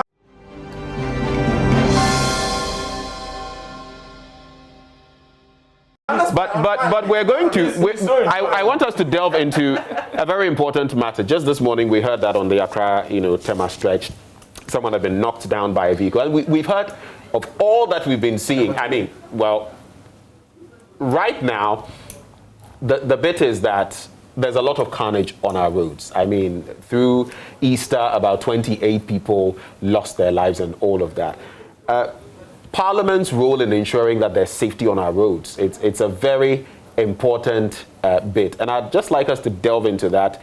But before we get into that, let's take a look at the special prosecutor position. I'd wanted to switch, but let's look at the special prosecutor position where Kisi Ajabeng has been, put forward for that position. Of course, the president is yet to give his final consent on the matter. I'll start with you, Mutala. Quick thoughts, quick reactions. Well, first and foremost, I see him as a young man, and young man of that age, 42 years. I would have been the happiest person that such a person occupies that. But some genuine and legitimate concerns have been raised about his relationship with Gabi Ochiridako, who happened to be, I'm told, a personal lawyer to Gabi. And when Gabi is cited by some of the fraudulent deals that happened by this government at Japan and those things, I mean, one of the responsibilities of the special prosecutor is to look at political corruption. Now, when you have a relationship with the actors in this business of politics, where there have been series of allegations, for which reason you may be needed to prosecute those cases, I think that it becomes worrying that such a person even accepted. Just to clarify, you're not suggesting Gabi is corrupt, are you? No, that's not. Okay. All right. You see, they told us criminals. They called us thieves. Now, even making a statement, I shouldn't even suggest that he's corrupt. No, I'm just asking you to clarify. I'm saying that they called NDC, all of us thieves. You people didn't ask them that. Now, even making a statement, you are telling me I'm not suggesting he's corrupt. I'm saying that they have. Tell this gentleman to allow me to speak. I can do that too. If I do that, this program will continue. So I'm saying that such a person. And in any case, I have seen a video. I've seen a video where a serious allegation is made against him by the person everybody in MPP fears, Kennedy Japan, who said that this man defends criminals. I believe you might have seen that video. I mean, these are genuine. I haven't actually. I have seen the video. I have it on my phone. I can give it to you and let your station play it. I'm saying that what I have it here. If you want, let me just forward it to your producer. Let's have the discourse. I'm saying that, so what you have, what is in his response to him over the analysis and the gentleman, the analysis general, the one who was killed. Oh, he in response, Ahmed Hussein's wife. Yes, apparently he was also representing the Tiger Eye, and then he made some statements about Ken, and then Ken responded, described him as someone who is defending criminals. And I'm saying that these are serious matters. So when matters like that are raised, I think that it becomes worrying. Is there anybody who is whistle clean? Because others have spoken about other things to do with his. He has a lot of legal qualifications. He's even an academia, but like Adam Sinanu raised yesterday, in terms of the graft fight, he may not be in that space. He may not have been fighting in that space. Does that detract from his experience and what he can do? What our constitution says, or our law says about conflict of interest, is not just the commission of crime, but the remotest possibility of a crime to be committed. And I think that this one is beyond this remotest possibility. This is a person who has a direct ties with someone who is being alleged to be engaged in a lot of deals that are deemed or considered by many in this country to be fraudulent deals. And I'm saying that those issues demand some investigation and possibly prosecution. Representing someone, being counsel for someone is something that you can cease to do at a point in time. If he wants to take up the position, it means that he would have put in place certain mechanisms so that he wouldn't be representing these people. Not when people think that such people and such dealings ought to be looked at. That is not what... You see, when Mr. Martin Amidu was appointed, I don't think that anybody raised questions about his relationship and ties with actors in this political business. Nobody raised. I raised issues about him, and I said that he wasn't fit to be the special prosecutor because of certain reasons. But none of the reasons we raised had to do with his ability to do the work. None had to do with his ties with the executive arm of government at that time. People are talking about this relationship. For someone to take you as his lawyer and his dealings, it tells you there is so much such a person on that basis. Right. I really don't think that he will be qualified. So let's cut to the chase. For you, as far as you are concerned, as matters stand now, Kissi Ejabeng is unfit to be special prosecutor. Absolutely unfit because of those reasons that have been raised. And if I were him, on the basis of the fact that this monumental, alleged fraudulent and corrupt act that perpetrated by this government and the relationship he has with some actors within this government, I thought that he would have just said, Mr. President, if it is true, because we are not, it hasn't been confirmed yet. Thank you very much, but I really think that I want to just remain in my private, practice. And more so, when you have a sitting member of parliament, a leading member of the same government, describe him as a lawyer who defends criminals. Let me hear from you, Hussaini. First of all, when you look at his qualifications and everything that has been said about him, do you think he is fit for the position? You see, this appointment is being done based on the provisions of an Act of Parliament, an Act passed in Parliament, which stipulates the special prosecutor, office of the special prosecutor, qualifies to be appointed to head the office of the special prosecutor. And nobody's telling me that, oh, this guy, I think there was a number of years he should have been at the bar, some level of legal and some expertise that he needs. And nobody is saying that he is not qualified based on the provisions of the Act. I think it's Act 959 or something like that. Nobody's saying that. People are going well beyond that and mentioning his age. Well, that matter has been debunked. People are talking about conflict of interest, which Murtala has just mentioned. People are talking about the fact that he doesn't have experience in fighting graft or in coming forward with these issues. With Martin Amidu, it was very different. At the appointment of Martin Amidu, a lot of Ghanaians were happy that the president had bent backwards and brought in somebody typically not on his political side of the divide. And did what to him? And then, but we all saw the work of Martin Amidu. Just make your point. Martin Amidu was in office and he virtually poo-pooed every attempt of government to fight corruption. Really? Yes. Because he did it from 2017. From 2017, there were budgetary allocation to ensure that the office was actually going. But he did not do what he had to do to ensure that there were budgetary allocations. He claims that he did not get some of the money. In fact, in some instances, he didn't even have access to what was promised. There were instances, even the selection of an office from 2017. till 2020. He made sure that he put so many impediments that the office was on. So let's leave Martin Amidu alone and come to Kisia Jabe. People are looking at this office as if the persona of the head of that office is what we have to deal with. But it's a whole office on its own. Interesting. It's a whole office on its own. We saw what Martin Amidu did. This is a man who could give an excuse and say, because one candidate was going for an elections and there was a case pending, he was not going to, and then on the flip, he was using some very dangerous words on another candidate who was also going for an election. So at the time of the appointment, at the time of the appointment of Martin Amidu, if let's say he were representing some member of the NDC who had been, said to be implicit in some form of corrupt activity, how would you have responded to that? He was a lawyer. And lawyers can take up cases as and when as they choose. When situation demands that they let go of cases, they would. So what's a big deal? So it's simply a matter of... There are people in private practices who are subsequently maybe appointed to Supreme Court and all that. They deal with the situation. So what is different? So do you agree that there's a level of conflict of interest? And if there is, what is a conflict? Hold on.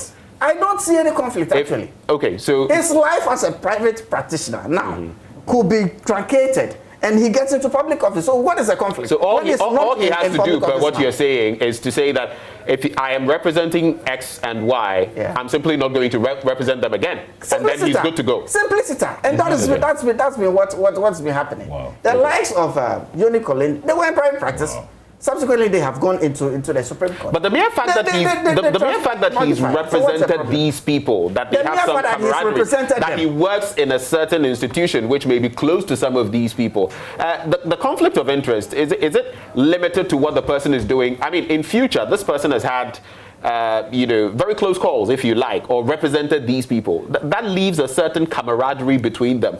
Do you feel that if he became special prosecutor, it would ease his work? For what you're saying, probably we should get somebody from outside of Ghana or some. Really? I mean, then we can get somebody who has no relation, whatsoever with any Ghanaian, so that he can pretend over the office. From what you're saying, because once you're a Ghanaian, you live in these circles, you should have gone into some sort of relationship. Once you truncate that and get into public office, you know what you're about. So for Kisia Jabe, he's qualified, perfectly fit for the job. It's just left with, per your own words, for him to cut ties with some of these people, and he's good to go.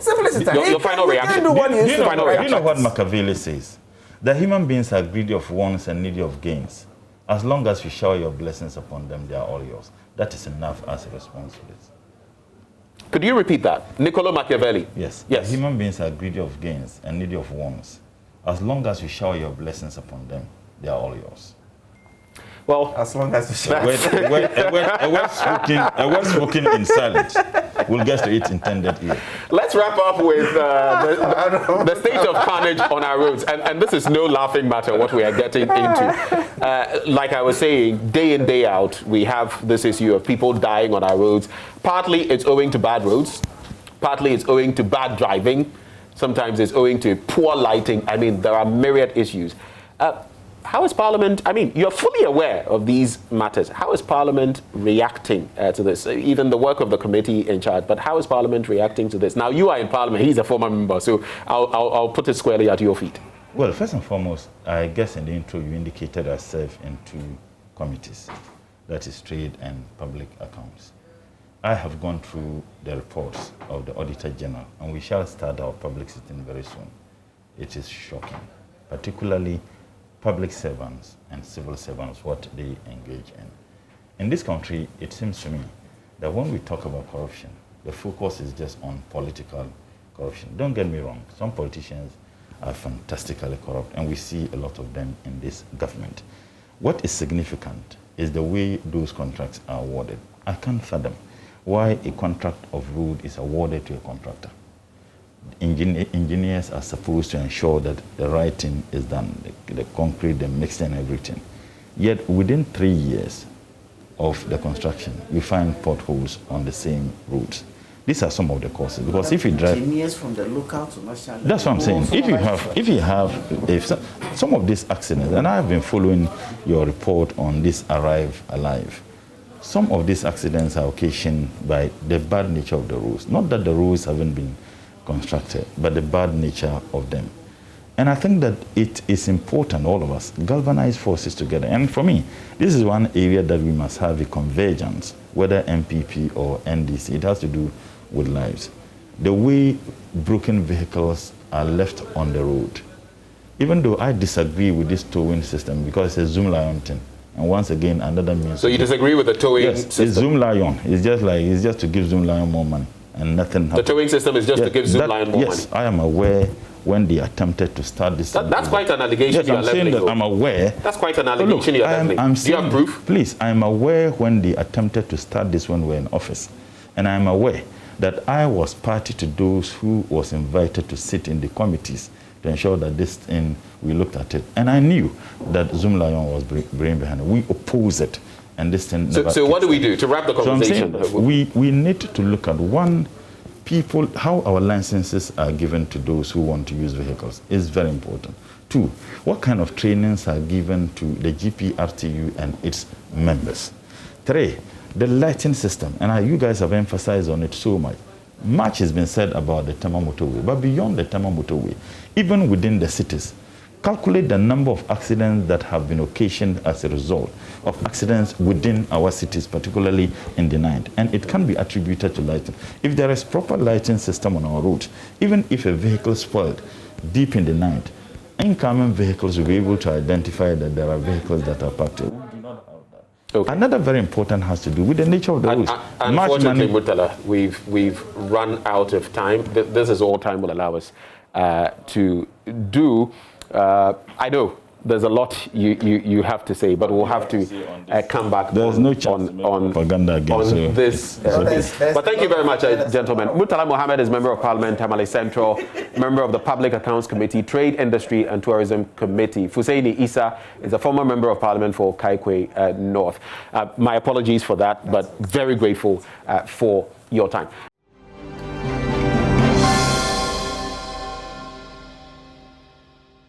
Now, we bring you from the regions today, and we start with Kumasi, where we come to you live from one of the ceremonial roads, the Asante Hene Otumfuo Osei II will use as part of activities marking 22 years on the throne. Nanaya Ojima is on that beat for us. Nanaya, I see you are on that specific, at least one of those stretches. What can you report from Kumasi? Benjamin, good morning and welcome to Kumasi. This is Dr. Mensah's end of the ceremonial route for the Asante Hene Otumfuo Osei II. And in the past, this area has been occupied by traders who are trading illegally on the shoulders on the road. Some are trading right in the middle of the street. But on Sunday, the Asante requested that this area is cleared of these traders to allow him use the route to Adum, where he'll be performing some traditional rites for the 22nd anniversary since his installment onto the stool of Asante. Now, already we know that the city authorities, before the Asante Hene's demand was made, had made a lot of effort to clear this area of these traders on the road, but the various efforts by these authorities didn't yield any positive results. But the authorities say they will use this opportunity that the Asante Hene has afforded them to clear these traders off the streets. They want the traders to relocate to the other designated markets, which are the Searchlight Market, including the Efiakobi Market and also the race course. But this morning, though, there are a lot of security personnel, including the military and task force from the Kumasi Metropolitan Assembly on the street, you see some of the traders still here. They are unable to hawk or take their go ahead with their activities because of the presence of these security men, including the military and the police.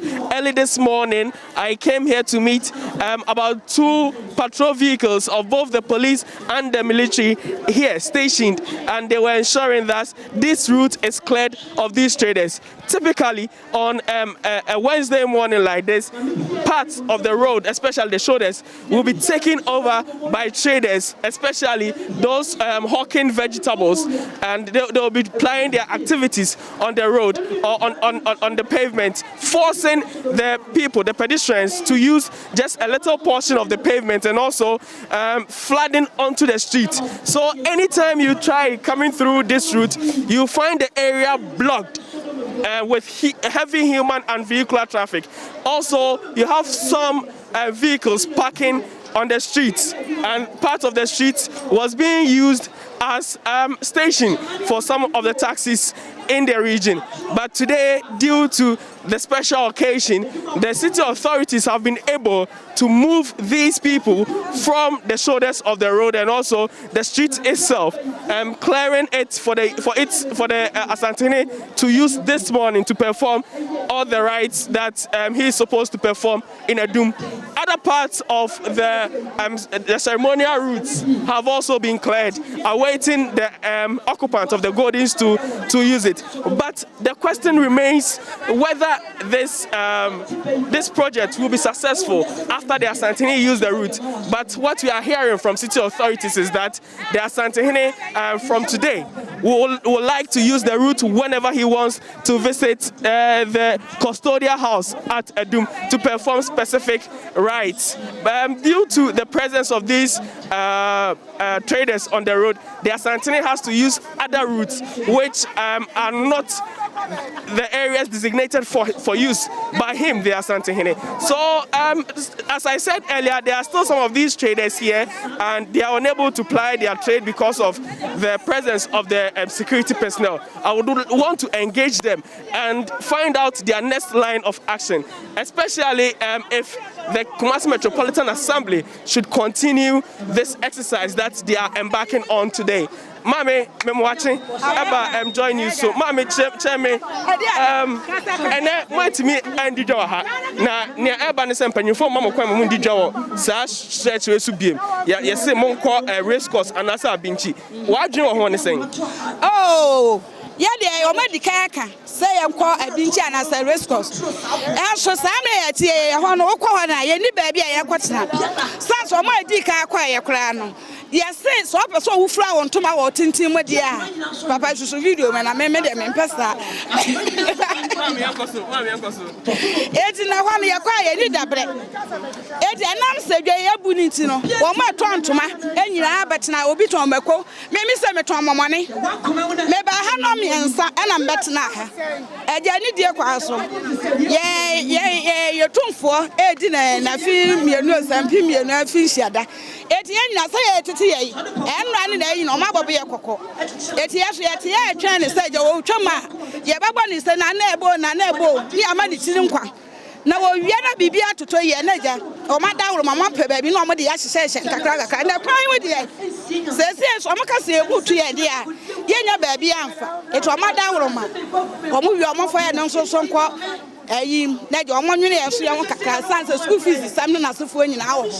Nadia, so according to them, though the city authorities have designated the race course market and other satellite markets for them, they say there's no space for them whenever they go there. So they are pleading with city authorities to look at it again and give them specific areas to trade. But this morning, according to her, they didn't come to trade. They came here specifically to wave at the Asantehene when he's passing through these streets to the Adum custodial house to perform certain rites for his 22nd anniversary. There's this other woman here who would also want to speak to us. Ma, what the money about somebody Jana? Yeah, but I see a bed, name of an abency, a transy, a bebon, now, so, no. It's a trias and another baby, Trumless, Sebobia, Diamond, and until your children has said. Nadia, say, Frina, Mamundi Jaw, Habium, came for Abba, almost say, aside on any Efaha and Eno, or yeah, and maybe on any person who Dumbia, acquire Mamabia, a hair of Efa, and not Yamamuni, a Jaw Habium. Diana Okafon. I know the idea, and I can't, no, because because I hire Mensia Palace kwan. Yes, kwan na nya kwan mesere nkwan so de aye na yabu dwa no. Race course wo yenya baabi ntina. Wo kwa hon ma omo se ye be ma wafura kenta mpaboa nka ho. Yesu kenta mpaboa nka ho je se yadeda wa na afura kenta mpaboa nka ho. Je se yenya baabi nya den entina. Enti e be sere na na se wonya nwieye. Nyame ya adom na se bibia atoto yi a. Yesere na na se onpe baabi mi ye ntina. Se de be ya ye mesi kwan no ma wono so utwam a ne ho nkwakere no nti ya de sere de e do to na anim no. Zana de ye mani tiri nkwa. Se nyame di mfia aduonunum aka na henie no nti ye mani tiri nkwa pa. Now, what she's saying is that whenever they try to move to the racecourse market, they are threatened by those occupying the area that if they should try or attempt to also come there to trade, they will, as she put it, they will let them, they will kill them. That's how she's implying. So what they are pleading is that the Asantehene grants them a place or to trade when after this anniversary or after he used this area. They understand that the Asantehene should be using this area because this is a route designated for his use. So if you can see, there is this market here, and it is called the Bolaho Market or Dr. Mensah Market, and it is the reason why a lot of these traders, since this market is unable to contain them, flood onto the streets to trade. And this is one of the areas that it's known for vegetable sale in the Ashanti region. So it is a huge market, I should say, and due to the second phase of the KJTR Central Market project, it has compounded the population here at the at this particular market, which they call Bolaho. So it is supposed to be the entrance of the market, but today it has been taken over by some of these traders who hawk on the shoulders of the road or on the pavement here. So let me talk to this one. Ma, even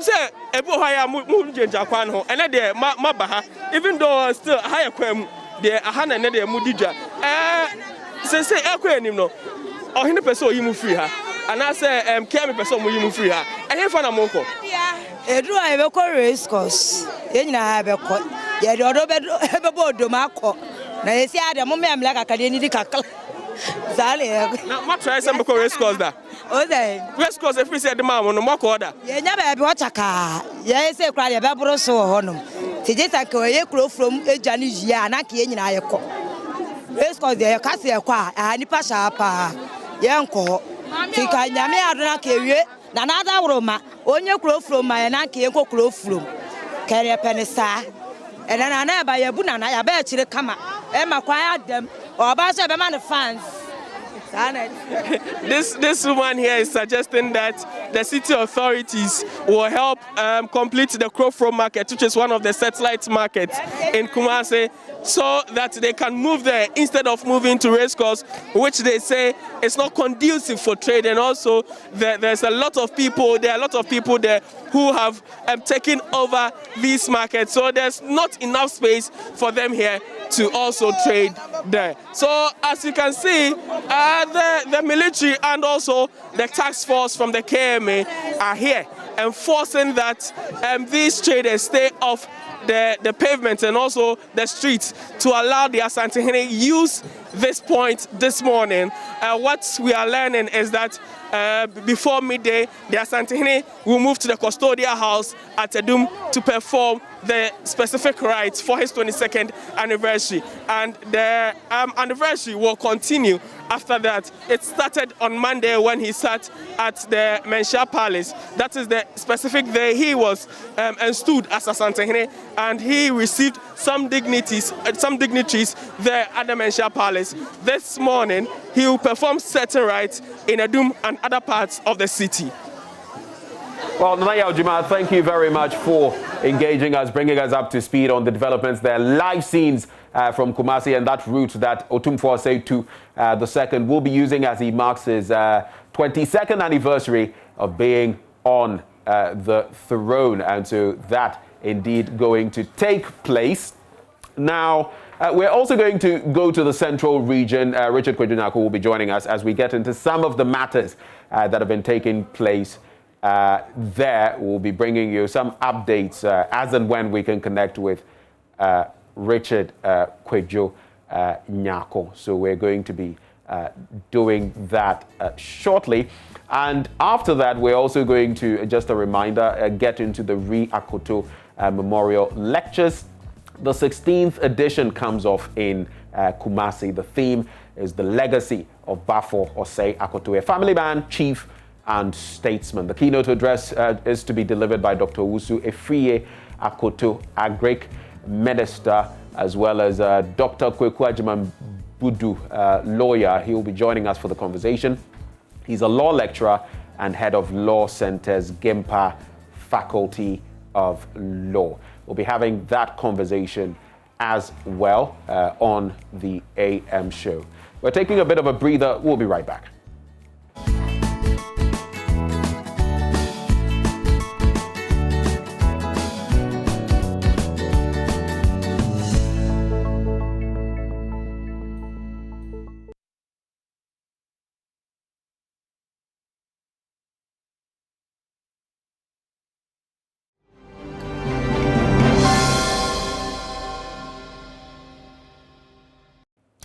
Welcome back. It's all about Riya Akuto and those memorial lectures, and we're going to be delving into a bit of history as we discourse on this matter. We're joined by Dr. Kweku Ajiman Budu, lawyer, law lecturer, and head of Law Center's Gimpa Faculty of Law. Doc, a very good morning to you. Thank you for joining us. And good morning to your viewers. Right. So we've done this 15 times. This would be the 16th edition. But just to situate it, because I'm sure some people would hear Riya Akuto, and wonder, what is all of this about? We have to go all the way back to 1959, right? Yes, we have to go all the way back to 1959, some over 61 years ago, when on the 10th and 11th of November 1959, 8 persons, prominent amongst which was Bafo Osei Akuto, who was then a chief linguist for the Asantehene at the time. They were arrested and detained under what was referred to as the Preventive Detention Act of 1958. And this was an act that was passed by the Parliament of Ghana in the immediate aftermath of independence. And what this act sought to do was that it gave the power to the Governor General and then subsequently the President to detain persons who he was satisfied with that their future actions may be prejudicial to the security of the state. Or even that their actions at the time would be inimical to the... Yeah, not necessarily their actions. It was more of what they, or what the President or Governor General felt they would do in the future, because it's a preventive Detention Act. So you were detained to prevent you from doing certain things in the future if they felt those acts that you may engage in will be prejudicial to the security of the state. And so you could be detained for up to 5 years without being tried, without being brought before a court of competent jurisdiction. And so that's the whole genesis of this Riya Akuto case. Bafo Osei Akuto, together with about 7 persons, all of whom were in Kumasi. Some of them were lorry drivers, letter writers, auctioneers, and things of that sort. They were accused of having supported persons who were acting violently or encouraging them or associating therewith, so that their future actions will be prejudicial to the security of the state. So they were detained, and so obviously a case was brought, habeas corpus application was brought before the High Court to let the government justify why the detention was lawful. It wasn't successful, and then finally an appeal was brought to the Supreme Court of Ghana, and that's where this whole Riya Akuto case emanates from. The decision of the Supreme Court of Ghana essentially suggesting that the PDA was legal and lawful was where this whole thing comes from. And so that is quite an interesting case, because later we would see, you know, on many years down the line, and in fact, after the Nkrumah era, we would see that in our constitution since then, 69, all the way to 1992, there are certain clauses on human rights, because that was seen to be something inimical to, you know, human rights in the country, and that is part of the thrust of all of this. But so having come to this point, where in fact on the back of that case, there's a whole lot of history that we have built. We've had these memorial lectures for quite a while. Peter Ajete has spoken before, Professor Tuguba, among others. What can we expect in the 16th edition? I mean, I think what you would expect in this 16th edition, especially because this 16th edition will be featuring as a main speaker the son of Bafo Akuto, we would expect, and it's a reflection on the legacy of Bafo Akuto. So being the son of such great nationalists, if we may put it that way, we expect him to sort of give us some intimate discussion or talk about his father in ways that many of us may not necessarily be aware of. So that's what we expect to see. But I think generally the themes around which, and you rightly point out that these lectures have had some heavyweights in the past, if we may put it that way. The current president, His Excellency Nana Addo Dankwa Akufo-Addo, has also been, has delivered the Riya Akuto lectures in times past. So we should expect nothing less than putting the man and his legacy out there so that people who do not necessarily know or haven't necessarily read about Riya Akuto and its legacy would be able to appreciate the man at the heart of the case in question. Now, the theme is the legacy of Bafo Akuto, a family man, chief statesman, and all of that. Apart from all of what you've mentioned, we'd also like to know what the timelines are and what people should look forward to come the day, apart from having his own son speak on the matter. So it's a lecture that I believe will start at 10 a.m. this morning at the Great Hall of the Kwame Nkrumah University of Science and Technology. And so I believe it's from 10 to 12. So there are a number of speakers that have been lined up for this particular discussion or this particular lecture. So it's under the patronage of the Honorable Chief Justice of the Republic of Ghana, Justice Enin Yeboah, and the guest of honor is... From what we see, he's going to be there, or is he going to have a representative? We would have to wait and see. Maybe he will be there. We would also have the Right Honorable Aaron Michael Quay, former Speaker of Parliament, who will be the guest of honor. And also, we'll have obviously the main speaker, who's the Honorable Dr. Riya Akuto, who is the Minister of Agriculture. So these are persons that we expect, and obviously the Acting Director of the Ghana School of Law will also be there. These are the persons that are expected to talk a little bit in the lead up to the actual lecture that will be delivered by the Honorable Riya Akuto. So all roads lead to the KNUST today, and the lecture is from 10 a.m. to noon. And as we've intimated, there are some big wigs that are featuring there. And of course, prominent among them, the son of Bafo Akuto, that is the Agric Minister. He's going to be there himself. And as has been intimated by Dr. Kwekwajuman Budu, hopefully we're going to hear things that we've never heard before, because this is the man's son. And he lived through the era as well. Parting words? Parting words, I think we shouldn't lose sight of our history, especially, and you rightly point out that Riya Akuto has had an impact on our subsequent constitution. So, for instance, because of the fact that the Supreme Court of Ghana did not recognize Article 13 of the 1960 Constitution as constituting a Bill of Rights in the sense of having enforceable human rights, subsequently, in 69 and 79, we now have entrenched provisions in the Constitution on fundamental human rights, so that it's no longer left at the whims and caprices of a president or any individual for that matter. So that's something we shouldn't lose sight of. Usually, we look back in hindsight and we do not understand some of the things that happen. Right now, we take for granted the rights that we have. But if we think about the fact that there was a time in our history when you could be detained for up to 5 years without being brought to court, and subsequently that 5 years could be renewed,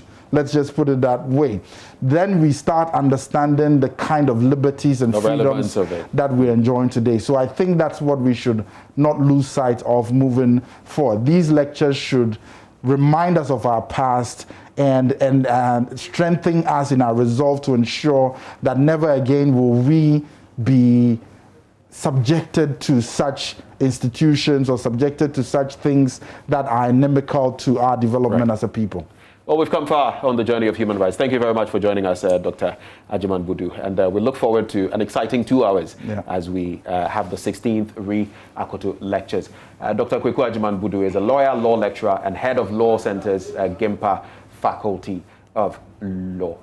So from the legal standpoint, let's get to something else that has become a topical matter. We're getting to the Amasaman stretch, and there's quite a lot to be said there. Mama Vio Wusu Abwaji is standing by. We'll be bringing you the reality of the traffic situation there.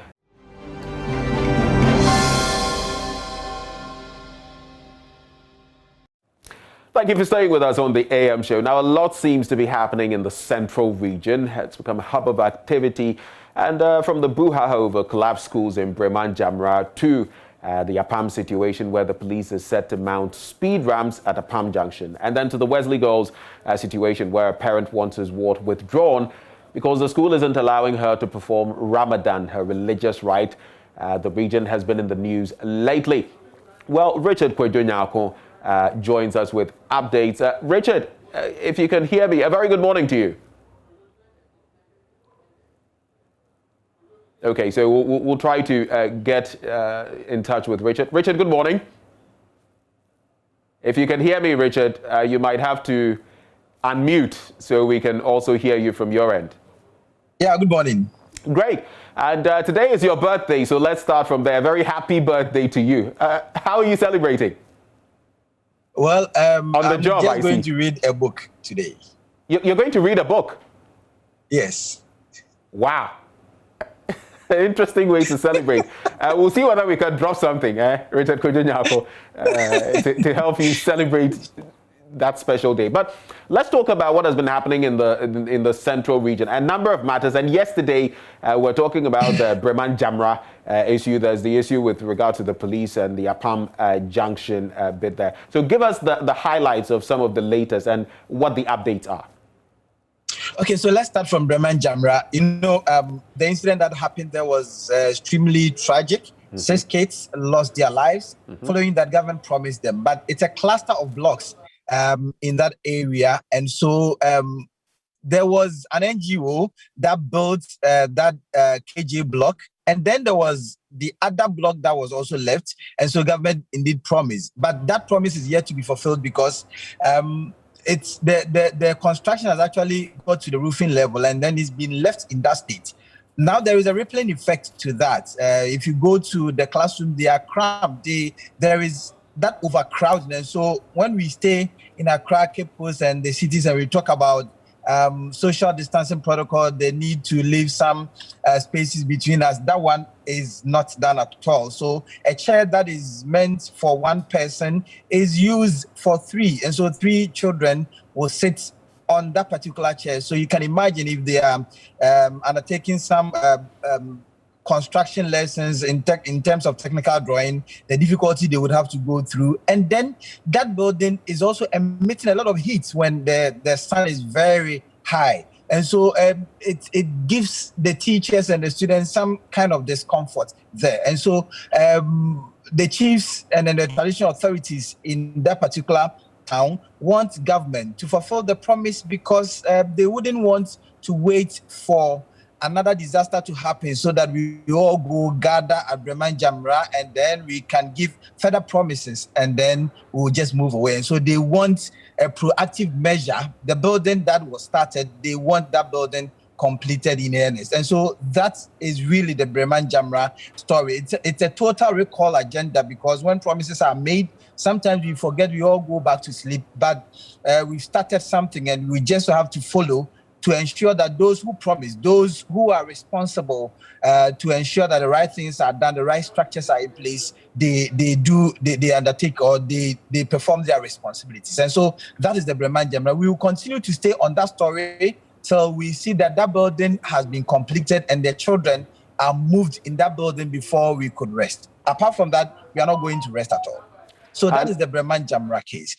If you go to the Wesley Girls Senior High School, I mean, that was when a parent stormed that school. You know, Wesley Girls is a school that every parent, if you have a daughter, you would want the daughter to have her education at Wesley Girls. But this parent is a Muslim father, stormed the school with the wife. They said that they received a call from their daughter that she was not fasting, though they are in the period of Ramadan. And so that got the father incensed, and they decided to move there. If that is the case, if the school is actually preventing the daughter to fast as one of the rituals of the Muslim faith, then they would better off if they move the child from that school and then send to another school where that would be allowed. But there was an explanation by the school that because of the tedious nature of the work the students do, it is not only Muslims that are not allowed to fast, but all students across the faith, so the Christians and other faith as well, and so they are not all allowed. So it is not only with respect to Christians. So it's quite a situation, but Richard, we'll pick more updates from you on that beat.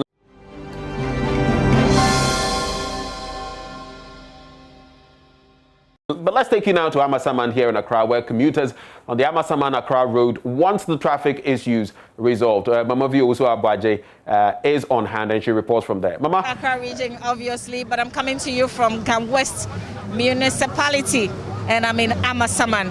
One of the many challenges confronting this area is traffic. We've seen how the bad nature of the roads contribute to the traffic, also indiscipline from drivers. We've seen traffic lights not working, all contributing to the traffic situation. I've got two drivers who ply this route. They're very familiar with it. I'm sure you remember sometime last week where vehicles couldn't move, and for more than 2.5 hours, drivers simply couldn't cross just from Amasaman here to Pokwase. That shouldn't take more than 5 minutes to do on any ordinary day. So I'm engaging these drivers to find out what the challenges are from their perspective as well, live here on the AM show. So, Okocha, good morning. Good morning. Acho, who apply from Amasaman to Ehefa? Apply Amasaman to Tama, to Accra. Okay. And I know pay my bahase me beshe near edit traffic no eba. From one so perspective no, and then they contribute to traffic. So, many what do you say? The cost traffic on this junction, the hospital junction. That's the hospital junction. So the hospital junction. Hospital junction, the traffic lights here where your name. Razak, help our viewers to appreciate the traffic lights right there. And I must say that the traffic light isn't working. It's not a functioning traffic light. But Okocha here is pointing to an issue there. Okocha, explain it. Because they mean when they say, I saw almost stop. No, we are going to you tell us your first, no be the traffic for here. But because say, omode sergeant we ba e make traffic. And two bus stop and corner few other ban anye. The car be do break it down. It is some say omutu e cross here. Na omutu ma obi go tell you tell on one. After how can so one way. The Chrome road be one way. The first time be one way to no traffic. So omutu years na man yet with Chrome almost about 22 years. Then they say that here. But omode junction we ba and across the traffic took us out to Sansam. It's too much.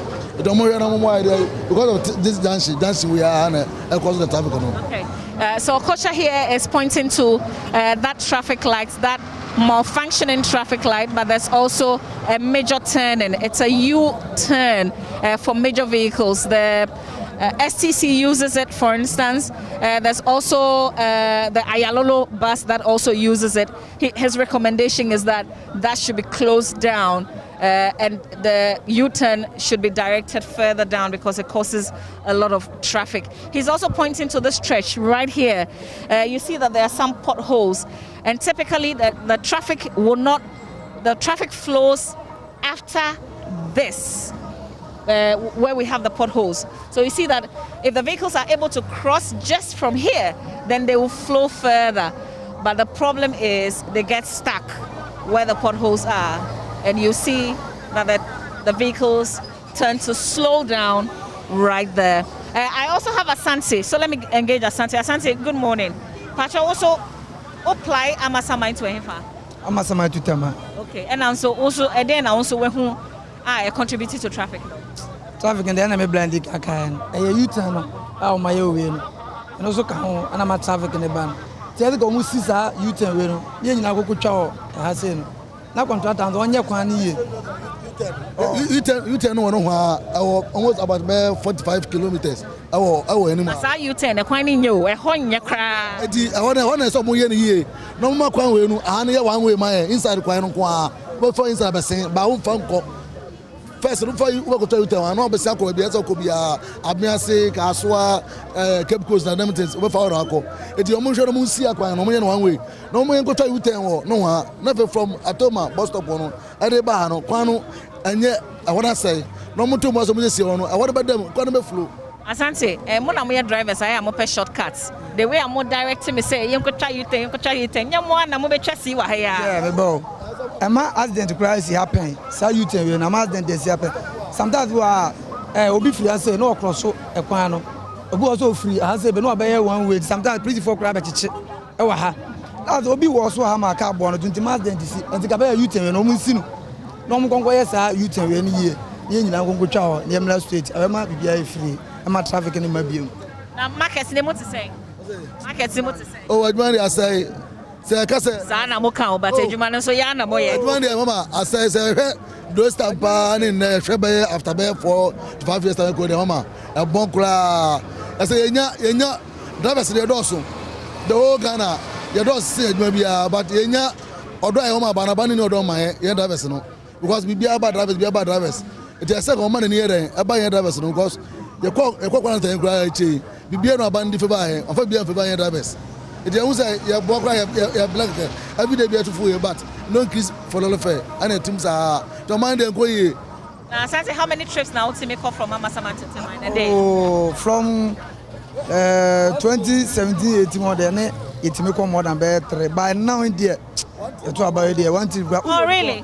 Silos. All of the flag got them. A book brought me to empty sign bar. Ama sama wonya bi ngo biom ba obe yo say sika ura de watu gado obe gini sika and sometimes do do free time so ba ha oba wonya bi mfra ama sama ha nko adwuma na say ana me betimi da she covid ne so kan ho covid ne so e ba ne so ama adwuma phone because ana how to time de aye company nko an wo workers ni bi o bi titifie so was abaning support ma sane man nye de enko so bi titifie de ma adwuma na say di mo na enfroka biom na o ka covid ni bi samo mask way. Oh, COVID is saying call you. Oh, yeah, but I can tell you now to say I believe COVID, no. Yeah, black COVID because I don't say black COVID. Say, oh, no mask. So no here. On one month, someone say about maybe 6 months, 7 months ago. No more than go for. I said no mask now. Baby, cry asthma. Baby, asthma. Yeah, but almost for so bad as of best. But say I don't know enough. So what? I running brayo. Oh, Mama, your doors too much. I say we will never be car. Asante say their own brain too much. Me driver sometimes I say me driver here. Me will no smash work and me so but I say my free now me untina ka mu ko fa ni padom untina me nse enti me jina wasen odi amense but me ko driver me na me wura ba bia eye me no smash no the met magazo bia anya de ense no smash no e fa protect COVID-19.